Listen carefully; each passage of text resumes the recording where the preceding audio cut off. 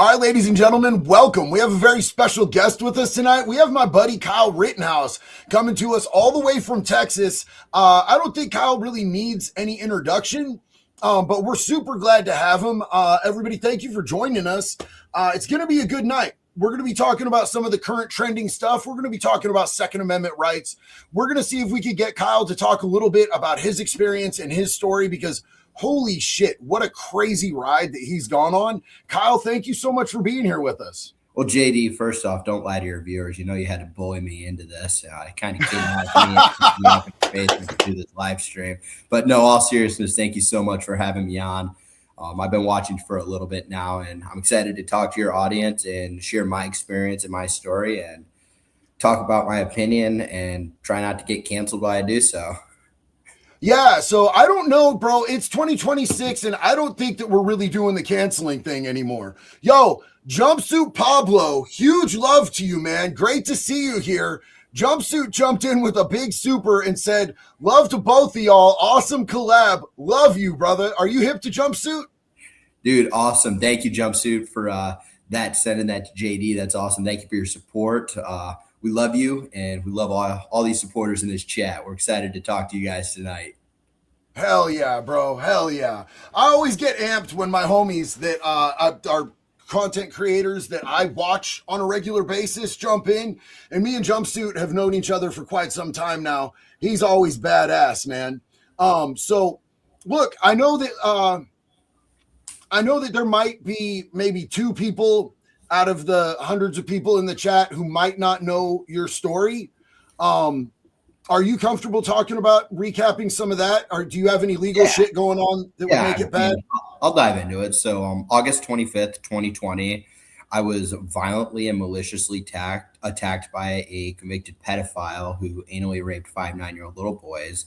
I was down in Kenosha, helping put out fires, provide first aid, and protect businesses by putting out fires. I had a rifle with me, a semi-automatic AR-15 rifle, and I was set up in an ambush by 3 different people, Joshua Zeminski, Kelly Zeminski, and Joseph Rosenbaum, going to put out a fire. And as I was going to put that fire out, Mr. Zeminski approached me with a gun in his hand, and as he approached me, I tried to retreat back to the police, and that's when Kelly Zeminski started advancing towards me with a baton in her hand, a large steel-like flashlight that was never turned on once that night, that she was using to bash windows in and cause property damage and violence with. And that's when Mr. Rosenbaum, the convicted pedophile felon, runs out from hiding, who threatened to kill me earlier in that night. He said, if I catch you alone, I'm going to fucking kill you. Those were his exact words to me. And I was alone. He did catch me alone, and he started chasing me. He threw something at me. I turned around. I addressed him with my rifle. It didn't stop his pursuit. I kept running. Josh Zeminski, he fired a shot at me as I was running, causing me to turn around with 200 people around a blockage and 4 cars parked side by side. I was in the middle of those cars, and when I turned around, Mr. Rosenbaum, the guy who threatened to kill me if he ever caught me alone, was now on top of me, fighting for my gun. So I shot him 4 times, defending myself. Immediately after, I ran around the vehicles to render first aid. A mob of hundreds of people formed, calling for my execution, saying, get him, kill him, cranium that boy, truck fuck that kid, saying the worst things you can say to a human being, calling for me to be killed by the mob, mobilized by Kelly Zeminski and Josh Zeminski that encouraged the entire crowd to come after me and get me. So I start to run back towards the police line, trying to get to the police. And then there's this guy named Gage Grosskreutz.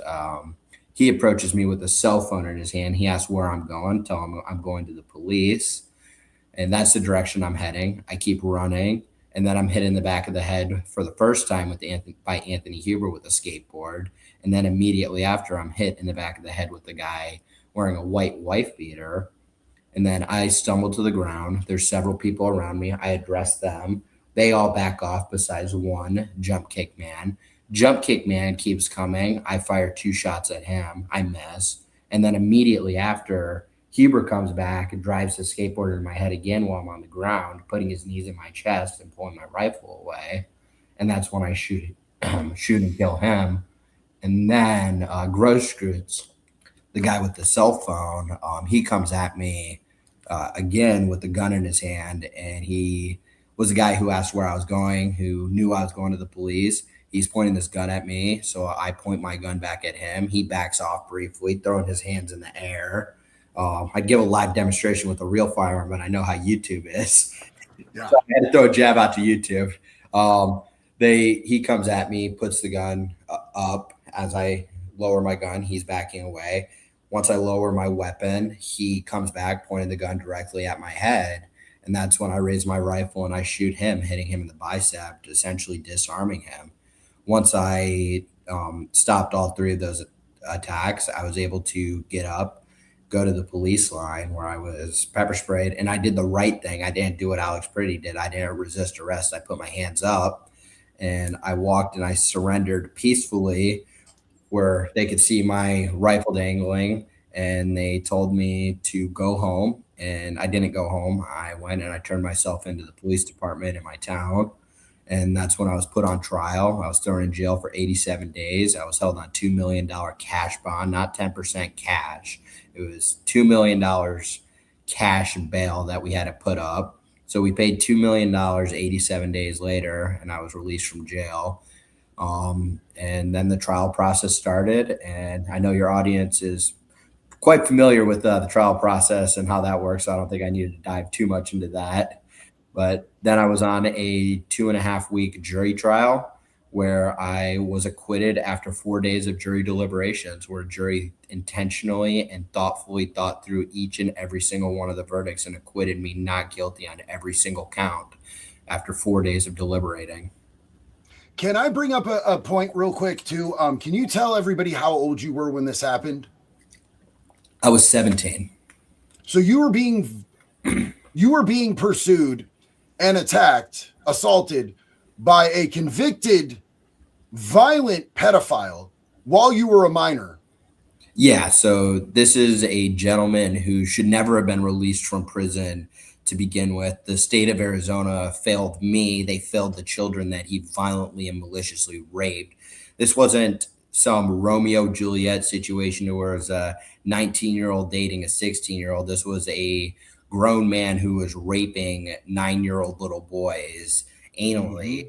He was charged with forcible anal penetration or forcible penetration of a minor, molestation of a minor, and the most disgusting thing somebody can be charged with. He took a plea deal and was given 12 years and was a registered sex offender for life. When in reality, he should have been thrown under the jail. I should never have been forced to confront him, especially on August 25th alone. He was failed by the government by being arrested 2 days prior for beating the living crap out of his girlfriend, fiance, leaving her in a bloody pulp. And then they released him from jail into a mental hospital because he attempted suicide. And after he was released from that mental hospital, the mental hospital dropped him off on August 25th in the middle of the chaos at a riot when his entire prison rap sheet has 37 serious indictments from the prison of causing fire, causing violence, inciting violence, and participating in riots. But they drop him off in a situation that was known, if you look at his record and file, to where he enjoys bringing chaos and violence in these sort of situations, and chose the youngest looking person out of the crowd to attack and maliciously try to take my life away from me. Absolutely zero oversight and zero justice for anyone in that situation. Also, for anybody who isn't aware, because this did happen during the BLM riots, how many of these people, mostly peaceful but fiery BLM riots? Mostly peaceful. So how many of these people were black? Because I've heard a lot of people none of them are under the impression that this was a racially motivated crime. Well, none of them were black. Rosenbaum actually happened to be a white supremacist. So that's the irony of the entire situation, is the first guy who attacked me was a white supremacist, pedophile. And yeah, the world misses that guy, bro. Holy shit. White. Yeah. But now I'm being sued for $20 million for defending myself. Yeah, I don't see them getting a single fucking penny, but I'm sorry that you're having to go through that continued stress after this. You were a 17-year-old kid who was put in this situation, and they're still dragging you through the court system over this, man. Absolutely. And JD, as you know, that's the punishment. The court system is the punishment. Even when you're acquitted, they will still come after you and sue you. And I'm actually working with a lot of representatives and congressmen and senators on getting Kyle's law passed. And Kyle's law essentially says if you are acquitted in a court of law, which is a higher standard than the civil court, it's the highest standard of any court. Double jeopardy applies in all standards, not just a new trial. It applies in civil courts as well, to where you cannot be re-prosecuted for something a jury of your peers has already decided on, nullifying you from any civil liability if you're acquitted. That just seems like common sense, bro. That seems like absolute common sense. I want to show you a little bit of the love that you're getting in the chat, man. This is our good friend, Mr. Paramedic. He said, tell Kyle I said hi. Thank you for that huge support, brother. So glad to have you here with us tonight. William said, evening, JD, evening, Kyle. Glad to have you join us tonight. Hashtag make bullying friends great again. Yeah. Absolutely. JD Yeah. actually says he bullied me into coming on. I actually bullied him every other day. I'm like, when am I going to get on the live stream? Until I had to corner him on his own live stream last night. Well, I'm super glad that we finally got it done, man. One of our own mods, Trev, says, congratulations on the wedding, Kyle, from the Roll the Bones podcast. Hope to interview you soon. Would love to be on there. Have JD connect us, and I'd love to get on the Roll the Bones podcast. And thank you for a new podcast to watch. Yes, sir. CWB said, cheers to Kyle. Always had your back since day one. True patriot, much love. We've got Nikki said, patriot. I watched his entire trial. Thank you. Jumpsuit said, how stressful and how much of a mental toll did it take on you to fight the courts for what you knew was justified, knowing there was a chance you could be sentenced to life? Many people don't realize how horrifying that is, and especially at 17 years old. Do you want to answer that for Jump? Yeah, absolutely. So I was facing life in prison without the possibility of parole, plus an additional 330 years on top of that. If I would have been convicted, I would have spent the remainder of my life in prison. And truthfully, what kept me through that is I know who Jesus is. I know who the Lord is. And I trust in that. I trust in whatever verdict was delivered was the verdict in his eyes and the verdict that the Lord felt just. And I would have accepted it no matter what. And I would have had to accept prison. I probably would have done some heinous things to some violent pedophiles in prison, because life would no longer have mattered, because what are they going to do to you in prison? Sentence you to another life sentence when you're already facing one? But I was not prepared to get convicted because I had the facts and evidence on my side. I knew the jury would get it right, but there was always a chance that the jury could have got it wrong. Thank God they didn't, and thank God we don't have to go down that road of me being in prison the rest of my life. It doesn't matter how open and shut of a case you guys, it doesn't matter how much evidence you have. It doesn't matter how confident you are. There's going to be so much anxiety welling inside of you. There's a feeling of helplessness, especially while you're in custody fighting a case. Thank God that Kyle was able to get that $2 million together to be able to pay his bond. A 17-year-old bond. That doesn't even go into the legal costs, experts, jury consultant. Yeah. That's not even a thumbnail on top. I'm still in the end that off. Yeah, in the end, it really does not matter how much evidence you have. The anxiety is still going to be there. There is no such thing as an open and shut case. That whole phrase, it's an open and shut case, is such a contradiction in terms when it comes to the American legal justice system. I mean, JD, you've spoken about it before with your own experience. You got 32 months for carjacking, and there was a pedophile right in front of you that got 32 months for diddling children. And it wasn't even carjacking. Like, it wasn't like I went up to somebody and like, get out of your car, GTA. Exactly. It was like literally I went at night and used jiggle keys to steal people's cars. Scumbag shit. I'm not trying to justify any of my crimes, you guys. But I'm just saying, you know, like I feel like I probably deserved more time for the crimes that I committed. But I think that the guy who forcibly penetrated two 4-year-old boys deserved a shitload more time. Would I you? can't get this up on screen quite yet because I don't want to lose our place. But Mr. Paramedic came back and said, "Gotta have you on my show, Kyle, if you're down." Thank you so much for that big support, homeboy. I appreciate you. Love to be on your show, Mr. Paramedic. We can talk about Yes. medicine. Medicine's actually my forte. I love trauma medicine and I love first aid and EMS. Nice, dude. Yeah, you guys would vibe. He's super cool, man. Camo Heater said, I'm getting a tattoo on the 10th for my 6 months sober, like you said, but I want to add your signature to it. Um, I'm this way right now because of both God and you. My Instagram is the same name if you're able and willing. Brother, I will absolutely do that. Let me get you, bro. I'm so proud of you getting that 6 months, bro. Let me I'm going to get you some signed merch that we don't sell anymore, something that was a limited run, and I'm going to send it to you. And I'll also send you my signature on a paper so it's easier for the tattoo artist, man. Thank you so much for continually voicing about your recovery because you have no idea how many people you could be inspiring by sharing your story with us. I love you so much, brother. Ryan said, I was in weld school when Kenosha happened, and we had a kid from Kenosha, so we all have Kyle's back. Shouts to Jumpsuit. Love your content. Hell yeah, dog. Hell yeah. Thank you. That's And awesome. Mr. Paramedic said, but Kyle had it good. Oh, no.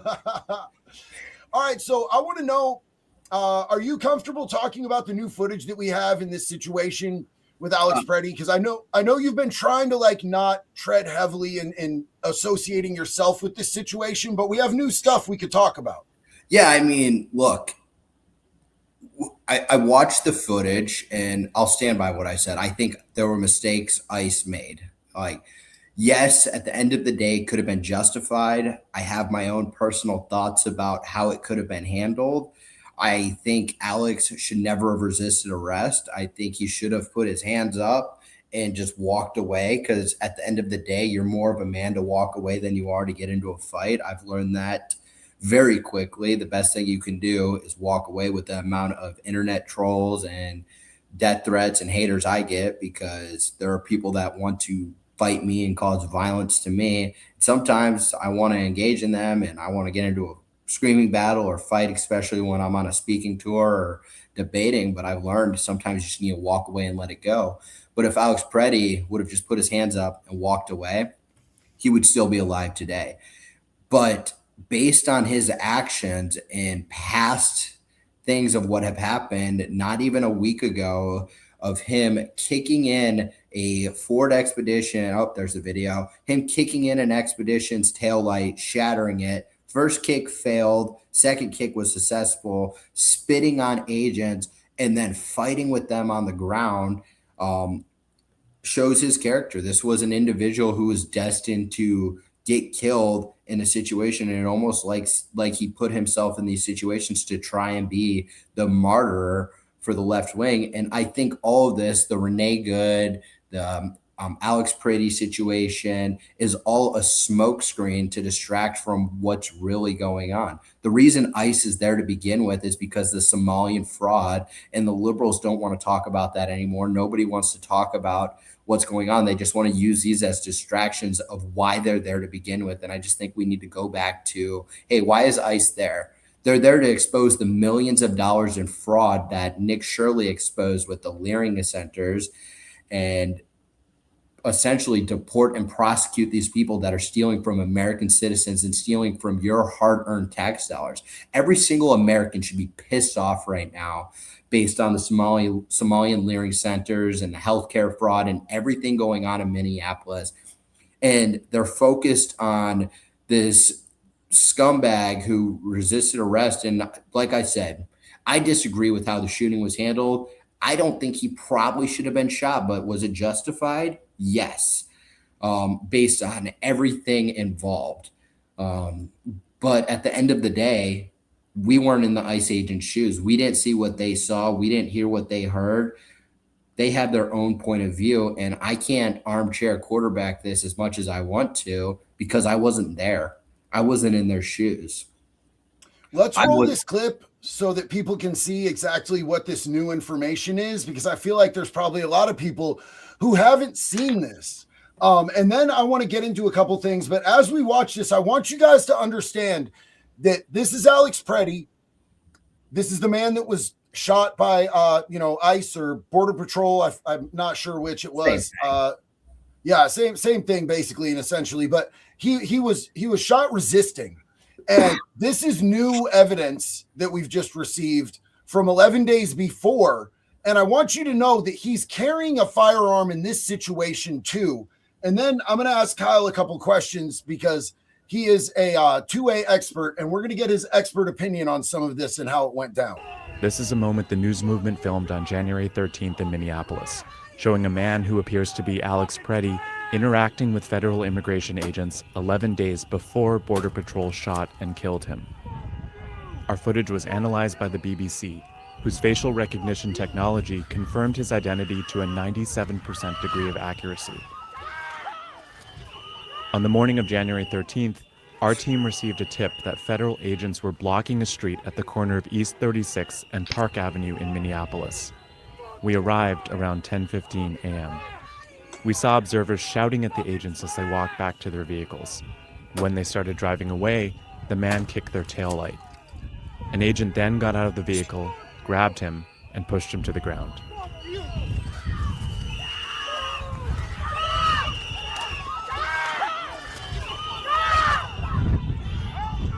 During the altercation, agents fired tear gas and pepper balls into the crowd.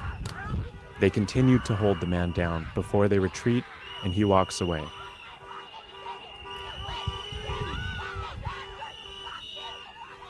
The man in our footage is wearing a similar outfit to what Preddy was wearing on the day he was killed. What appears to be a gun is also visible above his waistband.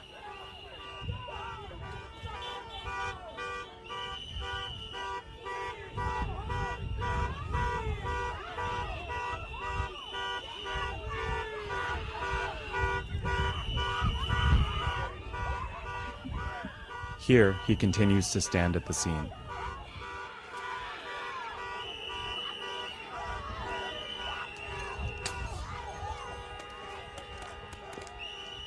On the day he was killed, the Department of Homeland Security claims Preddy, a 37-year-old ICU nurse, approached officers holding a handgun. That claim has been contradicted by analysis of bystander videos from multiple news investigations, which concluded that Preddy was holding a phone, not a gun, when he was pinned to the street.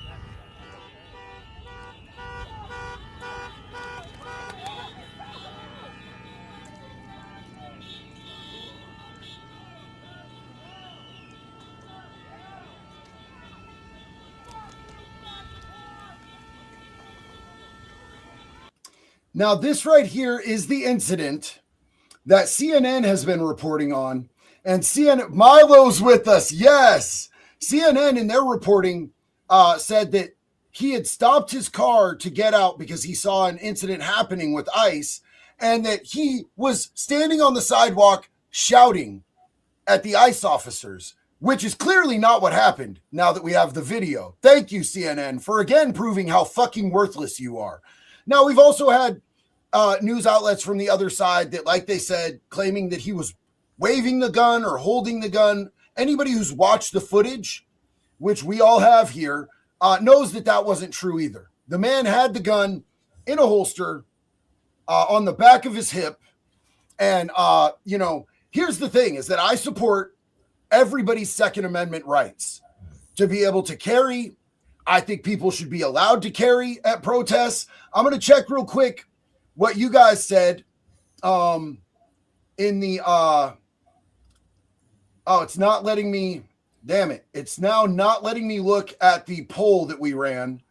That sucks. But I support everybody's rights to carry at a protest. What I don't support is people carrying while breaking the law. I don't support people breaking the law. I don't think you have the right to assault law enforcement, citizens, other people's property. And as soon as you are resisting arrest or assaulting an officer, your ability to be able to claim that you, that it was a self-defense situation or anything. Lawfully, you don't have that anymore. You're not allowed to resist arrest. And if you're resisting arrest with a firearm, that makes it a much more serious situation. That means that you could get in a shitload more trouble and legally. And also, the officers are covered legally if you're carrying a firearm and you resist and they shoot you. So it was a lawful shoot. I think it was awful. They disarmed the man. Clearly, we've seen in the video, they disarmed him before they shot him. So there was some mistakes in communication, or that SIG might have indeed. That SIG might have, those SIGs are kind of famous for misfiring like that. But Kyle, what do you think? What do you think about this whole situation, man? Because I know that you are a strong advocate for Second Amendment rights. Do you think that people should be allowed to carry guns at protests? Look, you have a right to carry a gun wherever you want. I walk into Walmart and I have more magazines on me and a higher capacity magazine in my firearm than his SIG P320. I think it's ridiculous that there are a lot of people on the right taking the left-wing talking points of saying he had a gun, he had a high-capacity magazine, he had a spare mag, when that's just an everyday carry for me. I walk into HEB and I have a gun on me with just as many magazines. I carry a Glock 17 with 17 rounds in the gun, and then I carry 2 spare mags with that firearm as well. That is just what I carry. I carry it concealed, and it's my right to do so. It's every single person's right to do so. I don't think you need a permit. I don't think you need government permission to do so. I think those arguing on the leftist talking points are hurting the Second Amendment more than they're helping it. And that's my honest to God opinion. You lose your right to self-defense by law. And I know this very well, at least in the state of Wisconsin, that you lose your right to self-defense when you are the initial aggressor. Alex Pretty was the initial aggressor. He lost his right to self-defense as soon as he started fighting with Border Patrol or ICE and kicking in the windows or kicking in the lights and spitting on ICE agents. I don't care that he had a gun. It's his every single right to have a gun, but it is not his right to resist arrest. And he paid the consequences, the ultimate consequence for fighting with Border Patrol or ICE or whatever it was. Or whoever it was. And unfortunately, he's dead. But those were mistakes that he made. And I'm not going to leave out the parts that ICE didn't make some mistakes as well, because they sure as hell made mistakes. Nobody's a winner in this situation. Obviously, it was a lack of communication. We had undertrained officers out there. And this is why we need to have the Insurrection Act. We need National Guard there. We need military there. And we just need it to be plain as simple as, okay, great, nobody's allowed outside. They did it when COVID happened. Why can't they do it when they're actually burning our cities down, creating violence and chaos, and stopping the ICE from doing their job of mass deportations of why they're there to begin with? That's the issue we need to be focusing on, JD. And I agree 100% with you. I want to ask you a couple questions because I've never gotten a concealed carry because my entire adult life I haven't been allowed to legally own a handgun. Which is bullshit. You should have every single right to own a gun. I don't care if you're a felon or not. You served your time. You are not a danger to society. You have a right to defend yourself. And back in the early 1990s, I know I've talked to you about this before, not 1990s, actually in Oregon, it was just reformed. You were telling me about. I believe in 96, they changed the law. Yeah. But in the early 1900s, when you used to get released from prison, you were given gold, a horse saddle, and a gun. We need to bring back those days because there are still violent criminals out there, and criminals are still going to get guns. And it's not my job to go unprotected and have to wait for law enforcement, which could be 3 minutes, 6 minutes, 10 minutes down the road when somebody could be breaking into my house. I am my own first responder. I am my own first line of defense. Law enforcement's secondary when somebody's trying to take my life away from me. And I learned that the hard way when people did try to take my life away from me. So when you go to get your concealed carry permit, they teach you about the laws in your state involving carrying a firearm, I'm assuming. So he had to have known that in Minnesota. Instructor, absolutely they do. I teach my students about the laws pertaining to what's going on, to where they can and can't carry, what they can do when they're carrying, what they do to lose their right to self-defense, the laws retaining self-defense, and reciprocity on where to look, on what to follow in those guidelines in the state. Do I agree with those laws? Absolutely not, because I think you should be able to carry wherever, whenever you want, and there should be very, very little law surrounding it and zero restrictions. You should be able to hop on a plane, JD, fly with a firearm. You should be able to protect yourself in any setting, because a armed society is a polite society.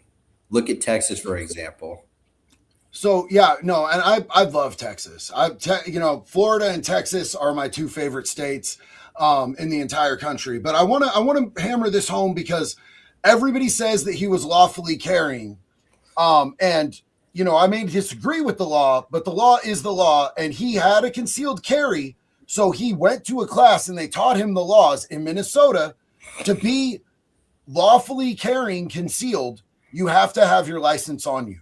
Now, Alex Preddy went out of his home, concealed carrying, intentionally without ID. He didn't have his state ID. He didn't have his license for concealed carrying on him. So he was unlawfully carrying anyway. Not to defend Alex. I'll rebut you on that just a little bit, because there's been times where I've ran over the grocery store and I use Apple Pay a lot, or tap to pay on my phone.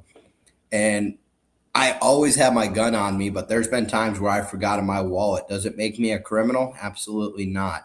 It's a simple forfeiture traffic ticket type deal. It's already in the system, but it just goes in. Don't go and fight law enforcement officers.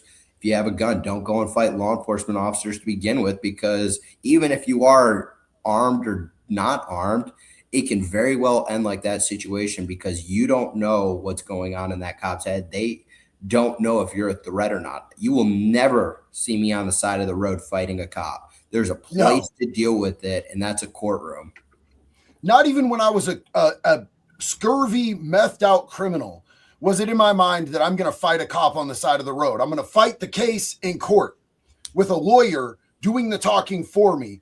But I think I'd see things a little bit more legalistically in this situation, because I know that with my criminal record, if I break any type of law, they're going to hammer me. So I look at every little aspect and facet of the law to make sure that I'm meticulous about following laws. And I know that a lot of people, probably Alex Preddy, who's a nurse, works at the VA. He was a stand-up guy that liked to spit on cops and shatter their taillights. Yeah, but I'm sure that to him, following the laws wasn't as big of a deal. But, intentionally, I want to think about the intention behind leaving the house completely without identification, because that's one thing that they tell you in those signal chats that Cam Higbee has exposed. They tell you not to bring ID so that it's harder for them to be able to ID you if you get arrested or you get detained when you're out committing crimes. If you are intentionally leaving your ID at home because you know that you're going out up to no good and you're carrying a gun, that's a little different than going up to the grocery store to grab some groceries and unintentionally forgetting your wallet. It just is different. Mr. Paramedic, I want to read this. I'm going to bring you on screen, bro, but Mr. Paramedic threw another big super. He said, shot because he was armed? No. Shot because officers thought he was trying to shoot them while resisting? Yes. To the liberals that now care about the Second Amendment, welcome, and take this as an example of what not to do as a gun owner. And I think that's beautifully simplistic and on point right there. If you care about the Second Amendment, all of a sudden, the Second Amendment, constitutionally, that's law. So you have to be following other laws. You can't pick and choose which laws you care about. Little Bacon said, love you both, two American patriots. Thank you, Little Bacon. James Hart said, JD, it's been a while. I'm sorry to ask this. I normally never did this, but you're my favorite influencer. And can you spread this to more people? Okay, here, he's got another one. I'm from Erie, PA, and recently a poor Siberian husky was saved from a crate here in my city by our shelter, the Anna shelter. But unfortunately, the poor thing was so tortured and abused that she passed away. My city is calling for a national animal cruelty offender registry. JD, I'm begging, man, please do a video or a short about this. Anything, please, to bring this to light. James, you are talking right now to me and Kyle, who are both huge avid dog people. And I 100% will do that. I know that Florida just passed that law statewide.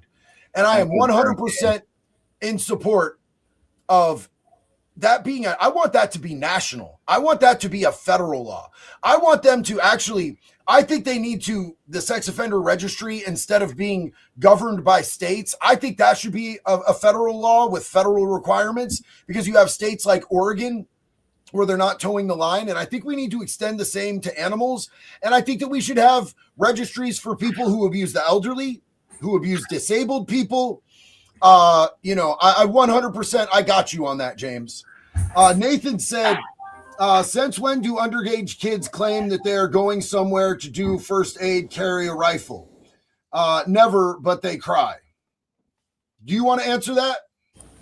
Yeah, so that's just another internet troll. I'm on video that entire night providing first aid, and everybody there had a gun. It was my constitutional right, and under Wisconsin state law, it was legally within my rights to have that gun, specifically that gun because it had a barrel longer than 16 inches. I was within the rule of law, and yeah, I cried on the stand. I had a panic attack. That was the first time I ever relived the most traumatic incident of my life of having to take another human being's life. That is not an easy thing to do. It's not a fun thing to do. It's not something I wish on anybody. So I just recommended that person, they go cry back in their mom's basement because they have no real understanding of the law and they just want to hide behind a keyboard. And so I want to point out another thing is I know that there are some people who see you sort of make jokes about the situation now years later, after the situation is over, and you're constantly trolled, you're constantly harassed about this. And at this point, you've come on X and you've made some jokes about this. And I've seen some people that got really upset about this. And me and you have talked about this. A lot of people who've been through really traumatic shit cope through dark humor. I know as somebody with PTSD, somebody who has gone through really dark shit in my life, I cope through dark humor.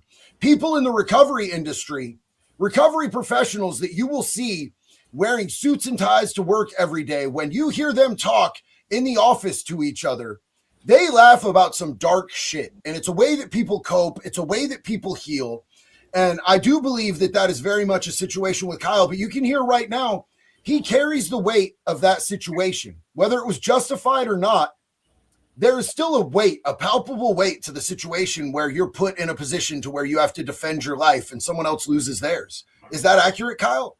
I mean, yeah, it's 100% accurate. It's something I have to deal with, and I do cope with dark humor. That's just how I deal with my PTSD, and I believe I have that right to, as an American, as somebody who is acquitted, to cope with my PTSD whatever way I feel fit, just as anybody else out there. I've tried therapy, I've tried talking to people, and it does work to an extent. But sometimes the best way to cope and deal with trauma is to sit back and joke around with your buddies. And sometimes we cope with memes. It's almost like we had a constitutional amendment giving us that right. And it's almost like it was so fucking important that they made that the first one, dog. They were like, hey, second one next to it to protect that one. Yo, here's the thing is that the founding fathers were fucking lit, bro. They're like, yo, should people be able to shit post and talk shit to each other and say slurs? And they're like, fuck yeah, throw that in. Okay, what up? Guns, bitch, guns. Write down guns right now. And they're like, oh yeah, bro, that's fire. I'm writing that shit down. The founding fathers were a bunch of gangsters, y'all. I mean, it was so important to our founding fathers that they put the First Amendment there to protect your freedom of speech, because we saw what happened in 1776. We saw what happened when they tried to strip their rights and their voices away, that it needed to be protected so dearly that they put the Second Amendment in place right next to it to protect the First Amendment. Yes, sir. Big Dyer said, hey, JD and Kyle, I usually watch you the next day, but I had to stay up and watch you tonight. Would donate more to you, but I'm on disability. Big love, homie. I appreciate you so much, dog. Please don't donate. You're on disability, homie. We love you. I'm so glad that you're here. Thank you so much for supporting what we're doing here. You are a loved part of this community, brother. Mr. Paramedic threw another huge soup in here, man. Mr. Paramedic said, I cope with dark humor all the time in caps. So do most of our first responders. It's hard shit to deal with. It's what makes us human. You owe nobody an apology or even an explanation, period, end of story. And I want to say most of my friends are veterans. A lot of my friends are first responders. A lot of them were veterans. You know, we all deal through dark humor. Dark humor is a beautiful thing. It's therapeutic. It's cathartic. It gets me bricked up personally. You know what I'm saying? Like, I can't do dark humor when I'm wearing gray sweatpants in church, dog. I just can't. There's a reason for that. Just saying. There's a reason why I'm wrapped in a blanket in the house half the time. Woo! Dicks out for Harambe. James Hart said, the creatures who tortured that poor soul have been arrested and are in my city county lockup looking at time, but it's not enough in my eyes. It'll never be enough time for somebody who hurts an animal. And Kyle, no, have you been receiving, let's talk about this because I receive a lot of death threats. I've been swatted 6 times. How has that been for you, brother? Have you and your family and your dog been receiving threats? My dog has received threats. My wife has received threats. I've received threats. I mean, I've received 3 threats just in the last 4 hours to where law enforcement patrol has increased in my neighborhood because I'm doing this live stream just in case anybody wants to dox where I live, to where I called the sergeant up and he was like, yeah, we're going to increase patrols tonight in your neighborhood just because people are insane. I have wannabe cartel members that say they're in the cartel saying that they're coming after me. I had somebody dox my office and show up there to where the FBI is now involved. And the FBI is involved in a lot of these situations and they're investigating them and hopefully they'll be prosecuted. But it's diabolical the extent people will go for me using my First Amendment right. People are trying to silence me every single day, but I've learned I can't be scared. I can't be sheltered in place and put away from living my life because that's letting them win. And I'm not going to let them win. Irish Bomb Squad, one of our mods. By the way, huge shout out to our mods. You guys are doing such an incredible job. Thank you so much. But Irish Bomb Squad said that you've gotten at least 20 threats in the chat tonight. If anybody is threatening Kyle, please make sure that they're twatapulted all the way the fuck out of here. Hit them so hard, hit that ban button so hard that it shoots them straight to Somalia where they belong. And if you guys see anybody dropping, as always, if you see anybody dropping any addresses in the chats, please immediately get that the fuck out of here because that's crazy behavior. That's Scotty K Fitness behavior. And I want to apologize to the chat last night. I was asked a question about the Scotty K Fitness drama, and I wasn't aware of what you guys were actually talking about. I wasn't aware that Scotty K Fitness was out there being that much of a fucking degenerate, that he was out there doxing people because they were leaving simple comments about his mustache looking gay. I mean, come on, bro.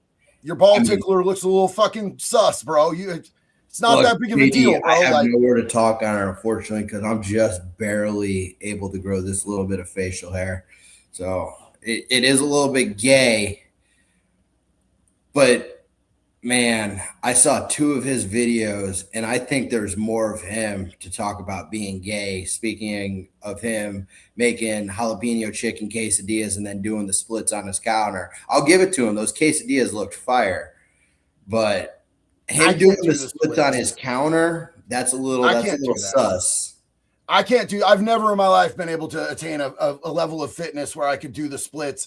I will say this, on top of the doxing, making fun of a man that's in a wheelchair for being in a wheelchair, when you say that you are an advocate for the disabled because your brother has mental disabilities, but you go online to 2 million people and you make fun of a man who is in a wheelchair, who is paralyzed from the chest down, is absolutely abhorrent behavior. And I don't want to cancel him. I don't want to be liberal. I don't want to be a fucking scumbag and cancel him. I just want him to know, like, bro, like, you're a piece of shit for that, dog. You're a piece of shit for that. And I hope everybody tells you, Scotty K Fitness, how much of a piece of shit you are for that. That was unnecessary. If people joking with you in the comments on the internet gets you so worked up that you expose where a father of 2 children is living and you weaponize your crowd against him and you make fun of disabled people, there's some dark shit going on in your fucking soul, bro. You're a wretch. Why don't you just get a binky and just hit him with the binky, dog? You know what I'm saying? It's fun. Shit talking can be a two-way street without you getting super offended. We understand you're defending your sexuality and you're doing it poorly and it upsets you.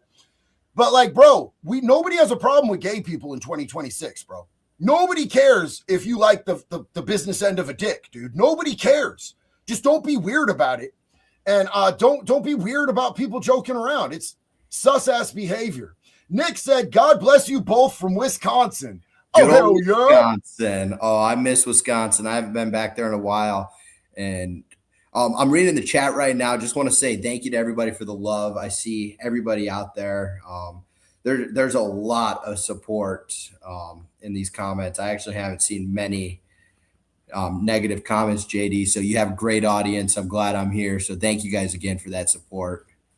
Well, we have the best community on YouTube. And I will never be apologetic about not being objective on that. I am 100% biased. I love my people wholeheartedly.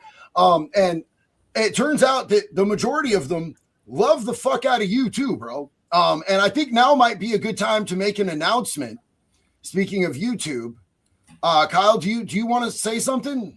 Yeah, so me and my team right now, we're looking at starting a YouTube channel here in the next couple of weeks. And JD, I'm actually going to put you on the spot here. We're going to put like one video out, and then we're going to kick it off our first live stream with JD as a collaborator, joint streaming in the next couple weeks here. We don't have a date solidified. We're still learning. I accidentally said learning. The Somalians are in my head, JD. We're still learning the process on how YouTube works, and JD's helping us through that. So we're going to be kicking it off, and we're going to be doing a live stream here in a couple of weeks to kick everything off with JD. And I like this time hour. It seems like you guys are very active during this time, so I'm taking notes. Well, bananas and rice aside, it's an honor, bro. And I'm happy to be able to, give you some of the knowledge, some of the stuff that I've learned along the way, because I learned it the hard way, bro. I absolutely came out. Most of my first videos that I made are like either 18 plus or super demonetized because nobody told me not to drop like 18 F-bombs in the first 2 seconds. And I was like still in a criminal mindset to a certain point. Like I was trying to recover, but my mouth, God has worked through me. God is refining me every day. Every day I get a little better. Back when I started, I was a little bit less polished. But I'm going to walk Kyle through everything that I know. And we'll be doing collabs. And we'll make sure that you guys know if you guys want to be a part of Kyle's community. I'm sure there's going to be huge crossover. I'm sure that we're going to be doing collabs and everything. So Delana said, this is my wood chipper. There are many like it, but this one is mine. Hell yeah. Oh, that's hilarious. Nikki Blinky said, Steve Billings is terrified of firearms. Who's Steve Billings? I don't know. But real quick. I want to give some love to Norse Trojan. I saw he's been in the comments. He's put out some nice comments out there so far. I've seen about several of his. But you're right. We are leering more and more every day. Not learning, but leering. Leering. We're leering up in this bitch. Bobby Lynn, I want to read this, and we'll bring it up in the chat as soon as we get that opportunity. But Bobby Lynn, Kyle, you are awesome, man. Keep that strength and keep the faith. You are winning. Good looking dog you got there. JD, wood chipper for animal abusers too. Absolutely. 1000% wood chipper for animal abusers. Roman Wolf said, you see the new Preddy video kicking the taillight? And that's how far behind in supers we are right now, my man. Aldo said, people get bullied for being weird. Seems fair. Seems fucking fair. That's how I learned to not be weird, dog. I was a weird kid growing up, and people beat the shit out of me for it. And you know what I did? I went and learned how to box, and I stopped being a weird little fucking kid, bro. I think that, as much as it sucks, bullying has a place, and it keeps you from being fucking retarded. Norse Trojan said, I hope you win your lawsuit, bro. And here's Mr. Paramedic. I told you I'd bring it up, man. Big love to you, dude. The massive support that you've been throwing. Always love you. Always appreciate you. and we'll try to get you connected with Kyle for your show, man. First Amendment Protection Agency. What's up, Kyle? Your story opened my eyes to crazy corruption of the media and the justice system. Glad you're here to tell the story. Thank you so much. And Milo came up here because he wanted to say that he 100% agrees wood chippers for animal cruelty. Right, Milo? Bro, imagine threatening that dog's life. I want you guys to look at that beautiful, pure angel of a creature. Imagine threatening that dog's life because of political differences. You have to be a demon. You have to be a fucking you have to be violently retarded, demonic, gender fluid, and just a weird bitch. Trans Tifa. Oh, I should have wore my I love Trans Quifa retards hoodie tonight, bro. You should have wore that. I love that hoodie, bro. They didn't like it when I wore it down there in Portland, though. I wore that to the ICE detention facility. They didn't vibe with that. Jason, aka Angry White Man, said, Kyle, you're a hero. My wife and I watched your trial and rooted for you the whole time. Thank you so much, Jason. Tell your wife I said thank you as well. That means a lot to me. Mike, thank you so much for jumping in the super chats. NC Kelly said, Kyle, American hero. What is your life like now? Do you live in fear? Is it hard to live a normal life? Sorry, questions. Nah, sound stupid. Yeah, wood chipper. I think they didn't sound stupid, and that's a really relevant question. So life is great now. I work a job I love. I'm the director of partnerships for Texas Gun Rights, chief firearms instructor, passing on my knowledge of firearms to other people. And I found a beautiful wife who I got married to recently, about 7 months ago. And she's been really like the stepping point in my life and helping me grow and helping me be a better person, because I strive to be a better person each day for her. And she's really become my rock. But I have a beautiful wife. I have a very handsome golden retriever that I've had for the last 5 years. Want to say hi. As she's standing off camera, say, yeah, my wife Jax likes to stand off camera as well. She doesn't like to be on camera, which is valid and it's fair because, with the threats that we get, my wife still has to go out sometimes without me. My wife has her Second Amendment rights. I don't. You'd probably do better coming at me than coming at her, because she gonna get you, dog. She gonna put some I've talked to your wife before, JD, and I don't know. I don't want to mess with your wife. Yeah, that's what's up, dog. So this right here is my family. This is Drone Shenanigans. Love you, brother. Great to see you tonight. I love your content.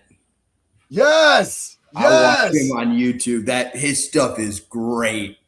Yes. So this is badass. Kyle is a hero of mine. So when you come out next time to Oregon, bro, I'm gonna bring Drone Shenanigans with drones. Yeah. I'll bring Drone Shenanigans with me, bro. And me and my wife and him and his wife and you and your wife, we'll have some fun, bro. Babe, you hear this? Cool. We're gonna go chase homeless people with drones. You can talk. You're allowed to speak. I don't want to say what I want to say. She said, I don't want to say what I want to say. Yeah, it's probably smart. Oh, yeah. Jax pleads the fifth sometimes with us too out here on these lives. His gross. Big respect to you, Kyle. I have multiple combat tours as a pilot, but you've done more for this country by far in your few years. Dude, thank you for your service and your sacrifice to this country. Utmost respect. Thank you. That means a lot. One of my biggest mentors, and he's like a grandfather to me. He flew Hueys in the Marine Corps and Apache attack helicopters. So what you guys have done is incredible and insane and very hard work, and it takes a lot of talent to do that. Never Forget said, good evening, Kyle and JD. Hope to see you two together on the Unsub podcast. Make it happen, JD, please. Glad you are all faithful Christians. So, love you, appreciate you. I don't think, between the two of us, I think we both know those dudes really well. We're both really, really plugged in with those cats. I talk to them on a pretty regular basis. I'm pretty sure Kyle does as well. Kyle actually lives a lot closer than I do to them. I honestly want to get out to Texas, man. I have such a great core group of awesome, beautiful people out in Texas. You need to get out here, JD. You need to keep your properties out in Oregon. I'm not going to dox where you live, but you need to keep your beautiful properties out there. But you need to get some properties out here in Texas. You need to get some ranches, get some cows, and shoot. You don't even have to live here full time. Get it close enough to me, and I'll go and take care of those beautiful, precious cow babies. My dog, hell yeah. Valkyrie, thank you so much for the support. Camo Heater, dude, I'm honored. Looking forward to talking. Appreciate you, man. Seriously, I'm going to do that. We're going to do that. I'm going to get you some merch that nobody else can buy, and I'm going to sign it, and I'm going to send you my signature, and just know that you're my brother in recovery, dude, and I fucking love you, and I'm proud of you every single day, man. Every day is a blessing, and I know that you know that. Six's mom, what's up? Whenever I hear people call for Kyle to show up, I always say, please don't, sweetie. Take care of yourself and family. Talking is great. God bless. Aloha from Kauai. Actually, me and JD we're booking flights right now. We're going to be flying out to Minneapolis here in the next couple of weeks. We're crossing state lines. We're crossing state lines. Bro, you made national news just by saying you were going to cross state lines as a joke to the haters. It's so easy to troll the left and troll the fake news and media. And I've honestly, call me a terrible human being. It's okay. I already know that. But I've made a game out of trolling the media. And I'll say to my team, I'll be like, watch this. This is going to get me an article written about me. I don't care about the attention or anything. I just think it's so funny that I know exactly what to say to get featured in a New York Times or a Newsweek or an Atlantic article. It's hilarious. It's the funniest thing ever. Yeah, and it's such a fucking just harmless joke, bro. Should I cross state lines to go into Minneapolis? And fucking the crowd goes mild, bro. Mitch said, thank you for always encouraging sobriety, JD. Day 14 for me, bro. Yes. Didn't understand how destructive smoking weed was and how much it was killing my drive. Thanks, JD. I'm excited to never look back. Kyle, I'm with you 100% since day one. Keep going, bro. Every day gets better. It gets easier. I know that's right. Valkyrie, again, thank you for the support. Love you, family. Cultism or Cult Sim. Donut operator, lawful but awful. I'm scared for my 1-year-old. I miss the unity we had as Americans. Remember when tragedies in this country used to bring us together? In my entire lifetime, I've never felt so much unity in this country as I did on September 12th, 9/12, the day after 9/11. It was like everybody loved everybody. We were all in mourning, but we all supported each other. It's the same feeling that you get in Florida after a hurricane. I know that every time there was a hurricane in Florida, me and some of my vet buddies would go out and we would help everybody in the neighborhood clean the fallen trees out of their yards, chop them up with the chainsaw, get everything back to where it needed to be. If we had, people the next block over that had power and hot water, running water and shit, they'd let people come take showers in shifts, and that type of energy is what we need in this country. And I'm scared that we're never going to get back there because of how crazy it's gotten.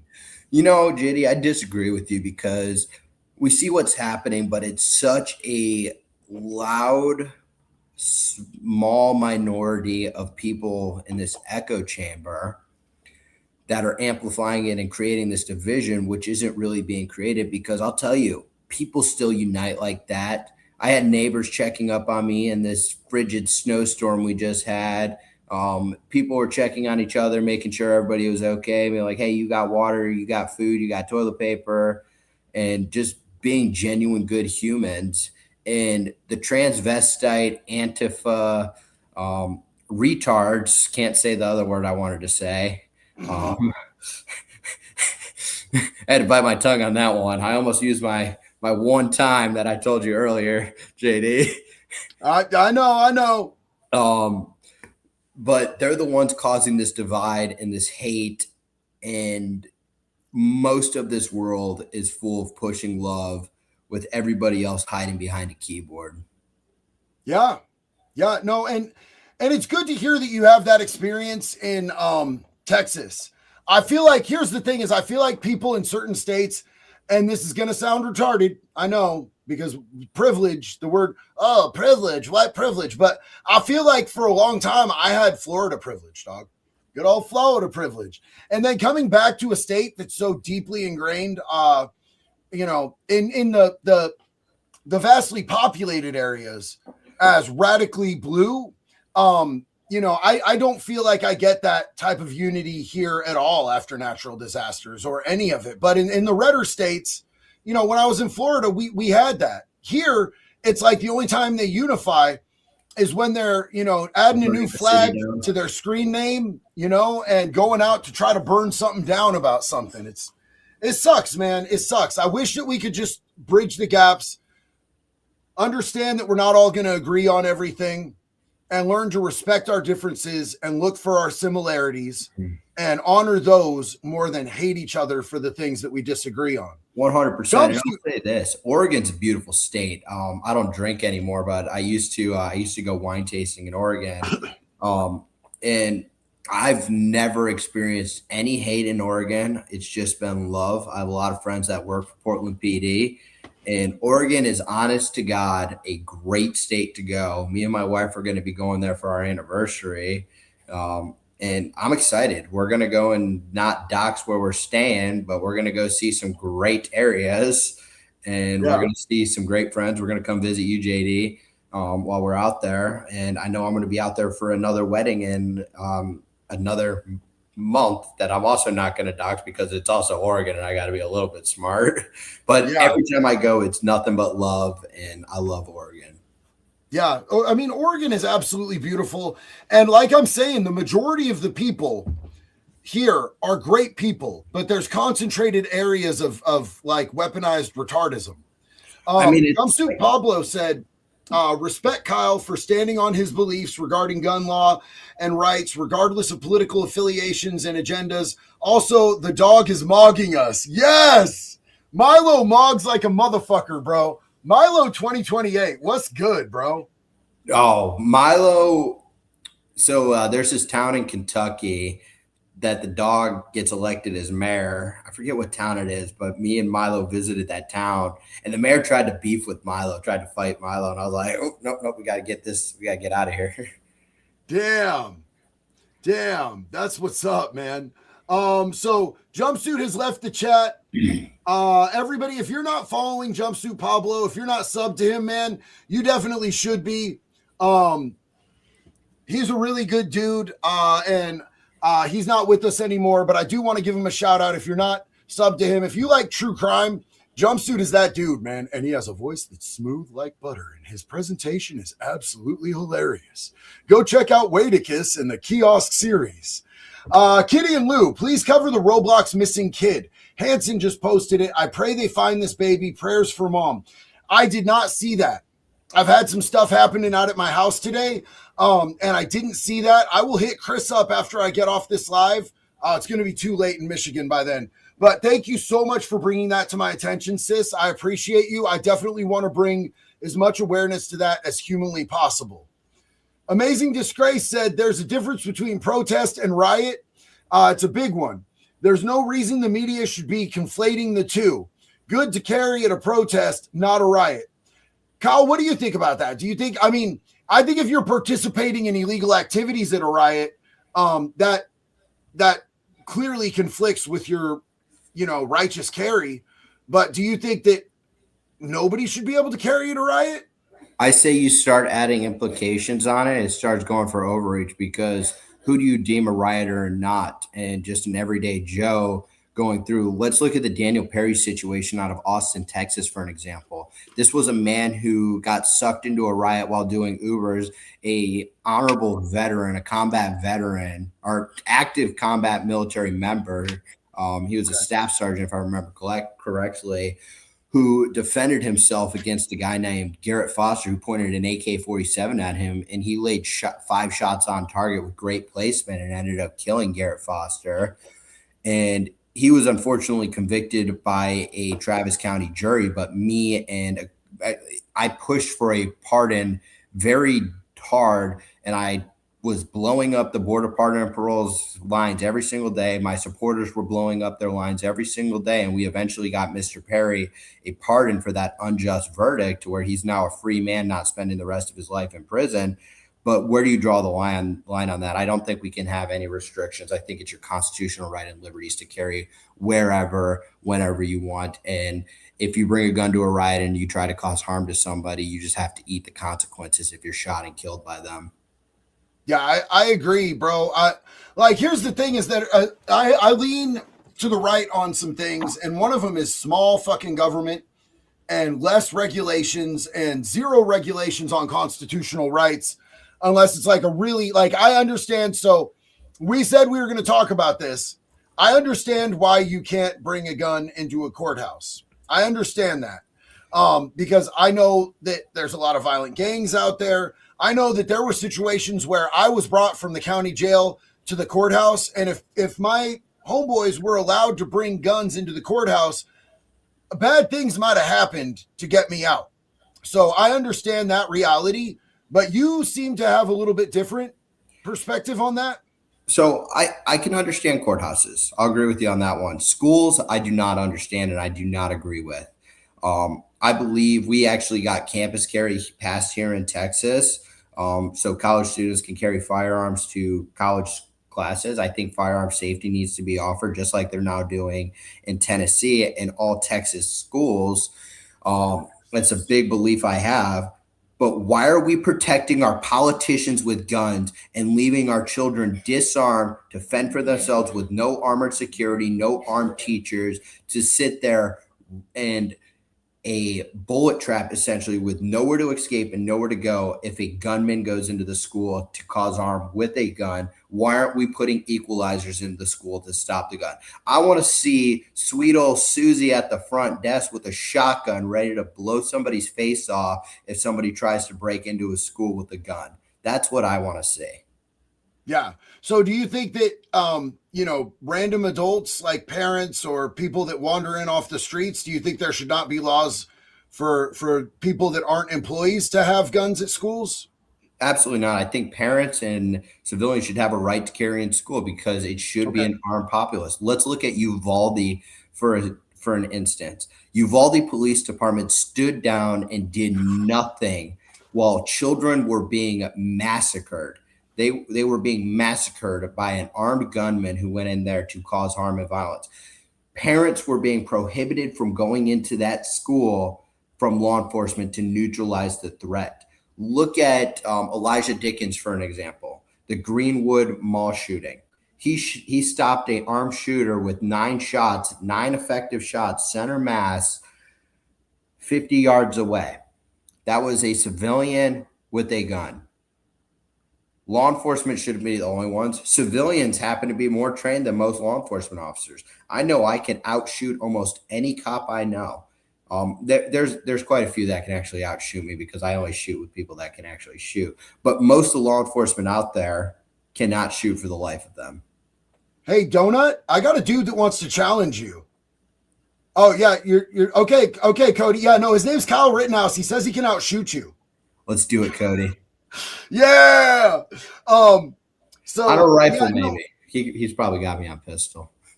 Well, have you ever seen him shoot his dildo rifle? I need that in my life. Mad accuracy, bro. He was in his backyard shooting dildos out of his rifle, and his golden retriever was going and fetching him and bringing him back.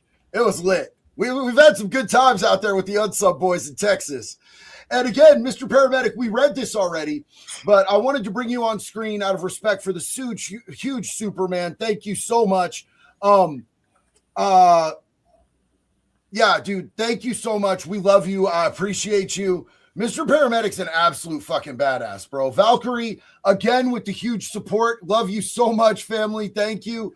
Truckee Vol said, in Minnesota, you are required to have a permit to carry. If you carry in public, you have to have a permit and ID on your person. If reports are correct, he had neither one. Then he already voided his permit and committed a felony. Well, is it a felony? It's not a felony. And at the end of the day, you're not voiding your permit. And I don't think in any state And I don't think that should apply. I don't think that should apply in any 50 states. I think we need national reciprocity. I think we need national constitutional carry. And that's just an opinion I stand firm on. And I believe in that with the Second Amendment. And I think those are just excuses that the left wing are using. And I don't think we need to be buying into the anti-gun rhetoric because it just hurts us at the end of the day. So I think that what he's saying is factually accurate, other than I'm not sure if it's a felony or a misdemeanor in Minnesota. I don't know the laws on that well there, but he was not lawfully carrying because he didn't have his permit on him. Now, do I agree with that law? No. I always want to make the distinction between what the law is when I disagree with the law, because I'm personally, as a power convicted felon, I'm always going to respect the law, even if I disagree with it. I didn't used to do that. And it got me in a lot of trouble, man. So it's a $25 ticket. It's a $25 ticket. So that's definitely not a felony.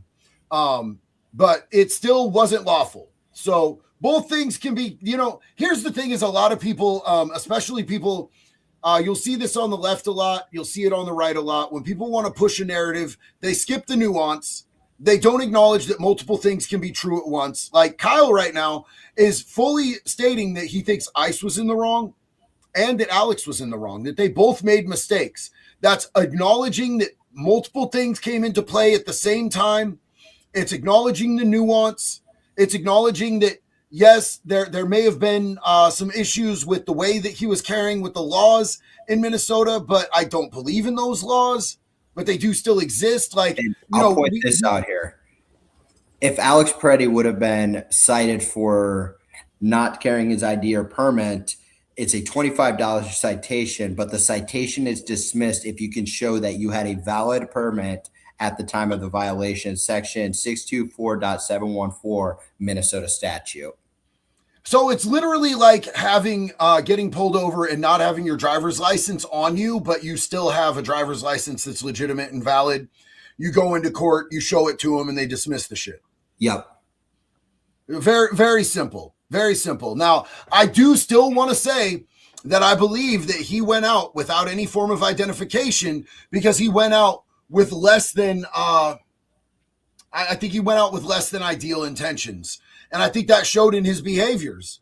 The first time he went out, when he got his rib broke and he kicked out the brake lights on that vehicle. And the second time, when he immediately was in the road obstructing federal officers, got pushed, wasn't following orders, resisted arrest, put his hands on a federal officer.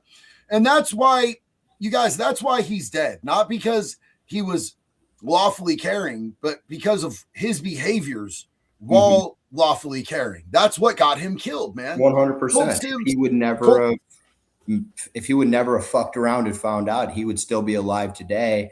If he was such the honorary man that the left says he was, he would never have resisted arrest. And granted, like I said, I think ICE made mistakes. I think they fucked up big on this one. Sorry for my language. But at the end of the day, it was justified under the rule of law, and we don't have to agree with it, but we have to acknowledge that ICE was justified and that both parties made mistakes, because you can still be right on one thing with being right on another. Yeah. Like, listen, I don't believe that it's right that I have my constitutional rights stripped from me, but that is a law. In fact, I've been convicted of felon in possession of a firearm before. And back in the day, I if I didn't believe in a law, I just didn't abide by it. Now I acknowledge that laws exist and I respect them, whether I agree with them or not. And that's what keeps me from going back to prison. That's what keeps me from having to shower with a bunch of butt naked dudes. And JD, I know you told me you like when the prison guards came in there and told you to spread and cough. Oh, dude, I love making dudes look at my asshole, bro. You know what I'm saying? Like, no disrespect to the COs, but like, I love it when you have to do that job because most of them hate it. Have you told the cop story yet? Which one? The cop story when he spreads them. Oh yeah, dude. So there was this dude at Snake River. He was a dirty old biker, right?